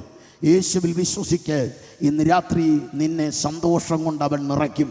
ഞാൻ സ്ഥലമൊരുക്കാൻ പോകുകയാണ്. ഇത് മണവാളൻ മണവാട്ടിയോട് പറയുന്നൊരു വാക്കാണ്. 3 മിനിറ്റ് കൊണ്ട് പെട്ടെന്ന് ഞാൻ പറഞ്ഞ് പ്രാർത്ഥിക്കാൻ പോകുകയാണ്. മണവാളൻ മണവാട്ടിയോട് പറയുന്ന വാക്കാ, ഞാൻ സ്ഥലമൊരുക്കാൻ പോകുന്നു. കർത്താവ് ഈ വാക്ക് പറയുമ്പോൾ കർത്താവിൻ്റെ വാക്കുകളൊക്കെ, വരവിനോട് ബന്ധപ്പെട്ട പദങ്ങളെല്ലാം യഹൂദ വിവാഹത്തിൻ്റെ പശ്ചാത്തലത്തിലാണ് നമ്മൾ പഠിക്കേണ്ടത്. ഇവിടെ കർത്താവ് പറയുന്നു, ഞാൻ സ്ഥലമൊരുക്കാൻ പോകുന്നു. യഹൂദ യുവാവ് വിവാഹപ്രായമായി കഴിയുമ്പോൾ പെൺകുട്ടികളെ അന്വേഷിച്ച് ഇഷ്ടപ്പെട്ട പെൺകുട്ടിയെ കണ്ടാൽ അവളോട് നേരിട്ട് അപ്രോച്ച് ചെയ്യാതെ ഭവനത്തിൽ ചെന്ന് പിതാവിനോട് ചോദിക്കും, എനിക്ക് അങ്ങനെ മകളെ ബോധിച്ചു, വിവാഹം കഴിച്ചാൽ കൊള്ളാമെന്നുണ്ട്. ഉടനെ ആ പെൺകുട്ടിയുടെ പിതാവ് പറയും, എനിക്ക് എത്ര പണം തരും? അവൾ പറയും, ആ പെൺകുട്ടിയുടെ പിതാവ് പറയും, എൻ്റെ മകളെ തരണമെങ്കിൽ ഞാൻ ആവശ്യപ്പെടുന്ന ഇത്ര തുക, അത് തന്നേ പറ്റൂ. അങ്ങനെ ഈ പെൺകുട്ടിയുടെ പിതാവും ഈ യുവാവും തമ്മിൽ ഒരു എഗ്രിമെൻ്റ് എത്തിയിട്ട് ഈ പെൺകുട്ടിയുടെ പിതാവ് ആവശ്യപ്പെട്ട പണം ഈ യുവാവ് നൽകും. അങ്ങനെ അവളെ വില കൊടുത്ത് വാങ്ങുകയാണ്. നമ്മുടെ പ്രാണനാഥൻ നമ്മെ വില കൊടുത്ത് വാങ്ങിയിരിക്കുന്നു, അവസാനത്തുള്ളി രക്തം വരെ. വില കൊടുത്ത് വാങ്ങിക്കഴിഞ്ഞാൽ പിന്നെ നടക്കുന്നത് ഒരു ഉടമ്പടിയാണ്. ഈ പെൺകുട്ടിയുടെ ഭവനത്തിൽ ആ പിതാവിൻ്റെ അരികിൽ പണം കൊടുത്തു കഴിയുമ്പോൾ പെൺകുട്ടിയെ യുവാവിൻ്റെ അരികത്തേക്ക് ഇറക്കി നിർത്തും. ശേഷം ഒരു ഗ്ലാസ് നിറയെ വീഞ്ഞെടുത്തിട്ട് ആ യുവാവ് ആ വീഞ്ഞ് പാതി കുടിക്കും. ശേഷം പെൺകുട്ടിക്ക് നേരെ നീട്ടും. അവളും ആ ഗ്ലാസ് വാങ്ങി വീഞ്ഞ് പാതി അവളും കുടിക്കും. അത് കഴിയുമ്പോൾ ഈ പെൺകുട്ടിയെ ചേർത്ത് നിർത്തി ആ യുവാവ് ആ വീട്ടിൽ പറയും, ഇതിനാൽ ഇവളെൻ്റെ വിശുദ്ധ, ഇവളെൻ്റെ പതിവ്രത. ഇന്നലെ വരെ ഏതു നിലയിൽ ജീവിച്ചവളാകട്ടെ, ഏത് സാഹചര്യത്തിൽ കൂടെ കഴിഞ്ഞവളാകട്ടെ, എൻ്റെ പാനപാത്രം ഭുജിച്ചതോടെ ഇവളെനിക്ക് വിശുദ്ധയാണ്. നമ്മൾ പെണ്ണിൽ ആചരിക്കുന്ന holy communion, Lord supper, mass, കുർബാന, രാഭോജനം, കർത്താവിൻ്റെ അത്താഴം, കർത്തൃമേശ, ഈ ശുശ്രൂഷ ഇവിടെ ആചരിക്കുമ്പോൾ സ്വർഗം പറയുന്നു, ഇതിനാൽ ഇവൾ എൻ്റെ വിശുദ്ധ. അത് കഴിയുമ്പോൾ ഒരു 10 ദ്രഹ്മ നൂലിൽ കോർത്തെടുത്ത് ഈ പെൺകുട്ടിയുടെ കയ്യിൽ കൊടുത്തു കഴിഞ്ഞാൽ ഈ യുവാവ് അവളോട് പറയുന്ന വാക്കാണ്, ഞാൻ സ്ഥലമൊരുക്കാൻ പോകുകയാണ്. ആ വീട്ടിൽ നിന്ന് അവൾ ഇറങ്ങിപ്പോകുമ്പോൾ, യുവാവ് ഇറങ്ങിപ്പോകുമ്പോൾ അവളുടെ കയ്യിലുള്ള ദ്രഹ്മം മുറുകെ പിടിച്ച് അവളുടെ കണ്ണ് നനയും, ഉള്ളം വിങ്ങും. കാരണം ഈ വീട്ടിൽ അവൾ ജനിച്ചു വളർന്നു. പക്ഷേ ഈ യുവാവിൻ്റെ പാനപാത്രം ഭുജിച്ചതോടുകൂടി, യുവാവിൻ്റെ ദ്രഹ്മ കയ്യിൽ വാങ്ങിയതോടെ ഞാൻ ഈ വീട്ടിൽ അന്യയായി, ഈ യുവാവിൻ്റെ വകയായി. അതോടെ അവൾ ഈ വീട്ടിൽ അന്യായി, പിന്നെ ഈ വീട്ടിൽ നടക്കുന്നതൊന്നും അവളുടെ ചിന്തയിലില്ല, അവളുടെ ഹൃദയത്തിലില്ല. അവളുടെ മനസ്സുമൊത്തവും യുവാവിലാണ്. ഈ യുവാവ് പോകുമ്പോൾ അവളുടെ ഉള്ളം വല്ലാതെ പുകയും. അങ്ങകലെ കണ്ണിന് മറഞ്ഞ് യുവാവ് പോകുമ്പോൾ പിന്നിൽ അവളുടെ ഉറക്കം ഇന്നലെ ഉറങ്ങിയതുപോലെ അല്ല. അവളുടെ മുറിക്കൊരു പ്രത്യേകതയുണ്ട്. ഉത്തമഗീതം 5:2, ഞാൻ ഉറങ്ങുന്നെങ്കിലും എൻ്റെ ഹൃദയം ഉണർന്നിരിക്കുന്നു, വാതിൽക്കൽ നിന്ന് മുട്ടുന്നെൻ്റെ പ്രിയൻ്റെ സ്വരം. അവൾക്ക് പിന്നെ ഉറങ്ങാൻ പറ്റത്തില്ല, പിടിവിട്ട് ഉറങ്ങത്തില്ല. ചെറിയ ശബ്ദം കേൾക്കും, എൻ്റെ മണവാളനാണോ? അങ്ങനെ ഉണരാനായി അവളുടെ മനസ്സിങ്ങനെ വെമ്പി ഇരിക്കുക. കാരണം എപ്പോൾ വേണേലും എൻ്റെ മണവാളൻ വരും.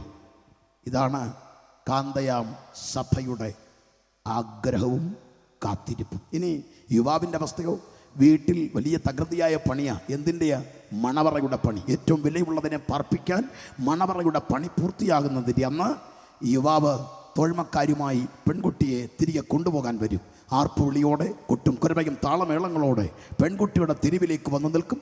അവിടെ നിൽക്കുമ്പോൾ ഈ പെൺകുട്ടിയെ ഒരുക്കി ഇറക്കി കന്യകമാരുടെ നടുവിലൂടെ ബ്രൈഡൽ മാർച്ച, മുഖം മൂടിയ പെൺകുട്ടി, രണ്ടു വശത്തിലും വിളക്കേന്തിയ കന്യകമാർ. അതാണ് ഈ കന്യകമാരുടെ ഉപമ.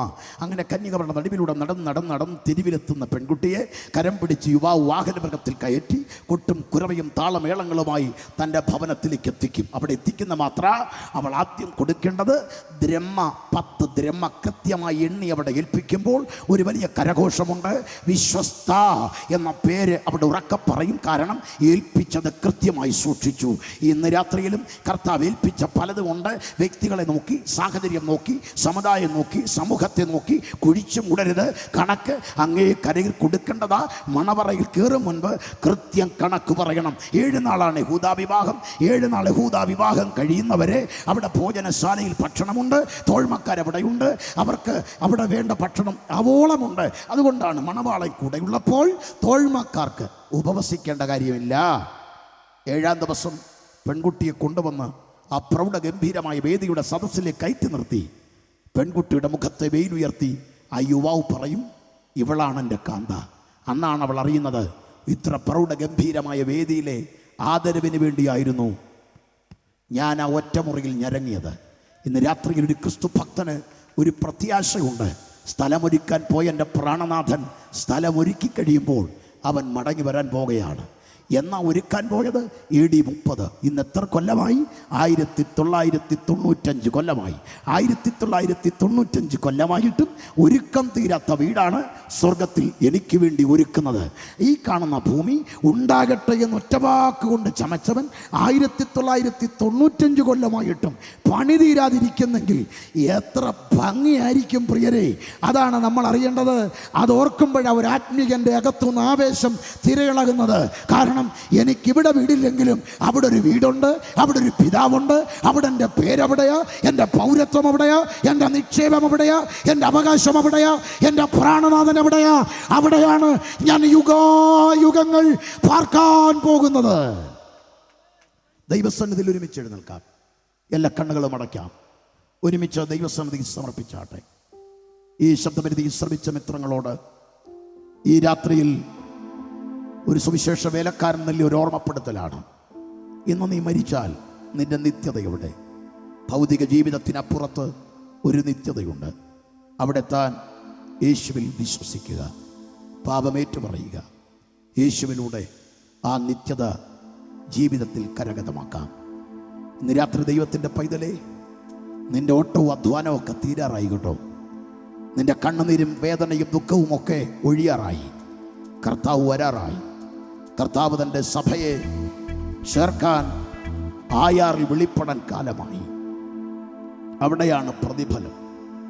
നീ ഓടിയതിന്, അധ്വാനിച്ചതിന്, സുവിശേഷം പറഞ്ഞതിന്, വീട് തോറും കയറി ഇറങ്ങി ട്രാക്റ്റ് കൊടുത്തതിന്, ദേശത്തിന് വേണ്ടി പ്രാർത്ഥിച്ചതിന്, ആത്മാക്കളെ നേടിയതിന്, കർത്താവിൻ്റെ വേലയ്ക്ക് ചുമൽ കൊടുത്തതിന്, ഈ ലോകത്തിൽ അർഹിച്ച പരിഗണനയോ മാന്യതയോ കിട്ടിയില്ലെന്ന് കരുതി ദൈവദാസിദാസന്മാരെ പതറല്ലേ.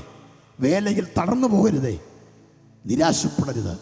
അങ്ങേക്കരികിൽ പേർ വിളിച്ച് മാനിക്കുന്ന ഒരു വേദിയുണ്ട്. അവിടെയാണ് ആദരവ്. ആ വെളിപ്പാടകത്ത് പ്രാപിക്കാം. കർത്തദാസന്മാരെ സാൻഫോർഡ് ഓഫ് ബെനറ്റും JP വെബ്സ്റ്ററും നിരവധി വേദികളിൽ കർത്താവിനെ പാടിയവരാ. പക്ഷേ അർഹിച്ച മാന്യതയോ പരിഗണനയോ കിട്ടാതെ ഒരുപാട് മുറിവുകളുമായി ഒരു മുറിയിൽ പരസ്പരം നിരാശയോടെ പ്രാർത്ഥിച്ചുകൊണ്ടിരുന്നു. അല്പം കഴിഞ്ഞ് അവരുടെ അകത്ത് നിത്യതയുടെ വെളിപ്പാട് തിരതള്ളിയപ്പോൾ പരസ്പരം ധൈര്യപ്പെടുത്തി. ഇവിടെ ആരും മാനിച്ചില്ലെങ്കിലും മാനിക്കുന്നൊരു ദിവസമുണ്ട്. വീടൊരുക്കി കാത്തിരിക്കുന്ന പിതാവ് പേര് വിളിച്ച് മാനിക്കും. അന്നറിയും ഈ ലോകം നമ്മെ ആദരിച്ചില്ലെങ്കിലും, ലോകം നമ്മെ ചേർത്ത് പിടിച്ചില്ലെങ്കിലും, അർഹിച്ച വേദിയോ വാതിലോ ആദരവോ തന്നില്ലെങ്കിലും, അങ്ങേക്കരയിൽ കോടാകോടി വിശുദ്ധർ അണിനിരക്കുന്ന പ്രൗഢഗംഭീരമായ വേദിയിൽ എനിക്കൊരു ആദരവുണ്ട്. ആ നിമിഷം സാൻഫോർഡ് ഓഫ് ബെനറ്റ് നിറഞ്ഞ മിഴികളുമായി വെള്ള പേപ്പറിൽ ഒരു 16 വരി കോറിയിട്ടു. വയലിൻ വായനക്കാരനായ JP വെബ്സ്റ്റർ അത് നല്ലൊരു ഈണം നൽകി.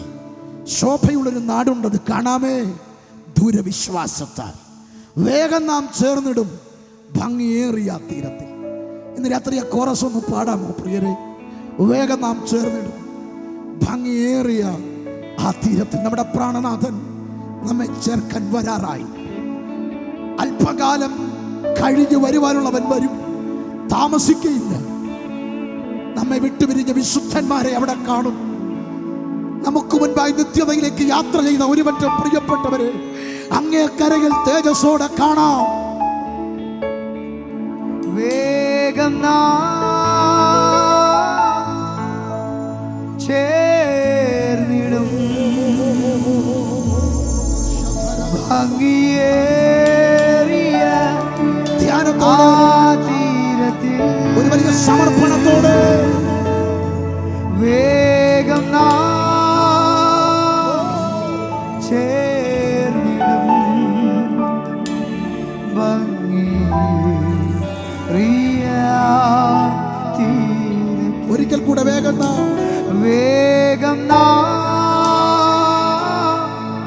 ചേർന്നിടും നിരാശകൾ മാറട്ടെ. ഭംഗിയ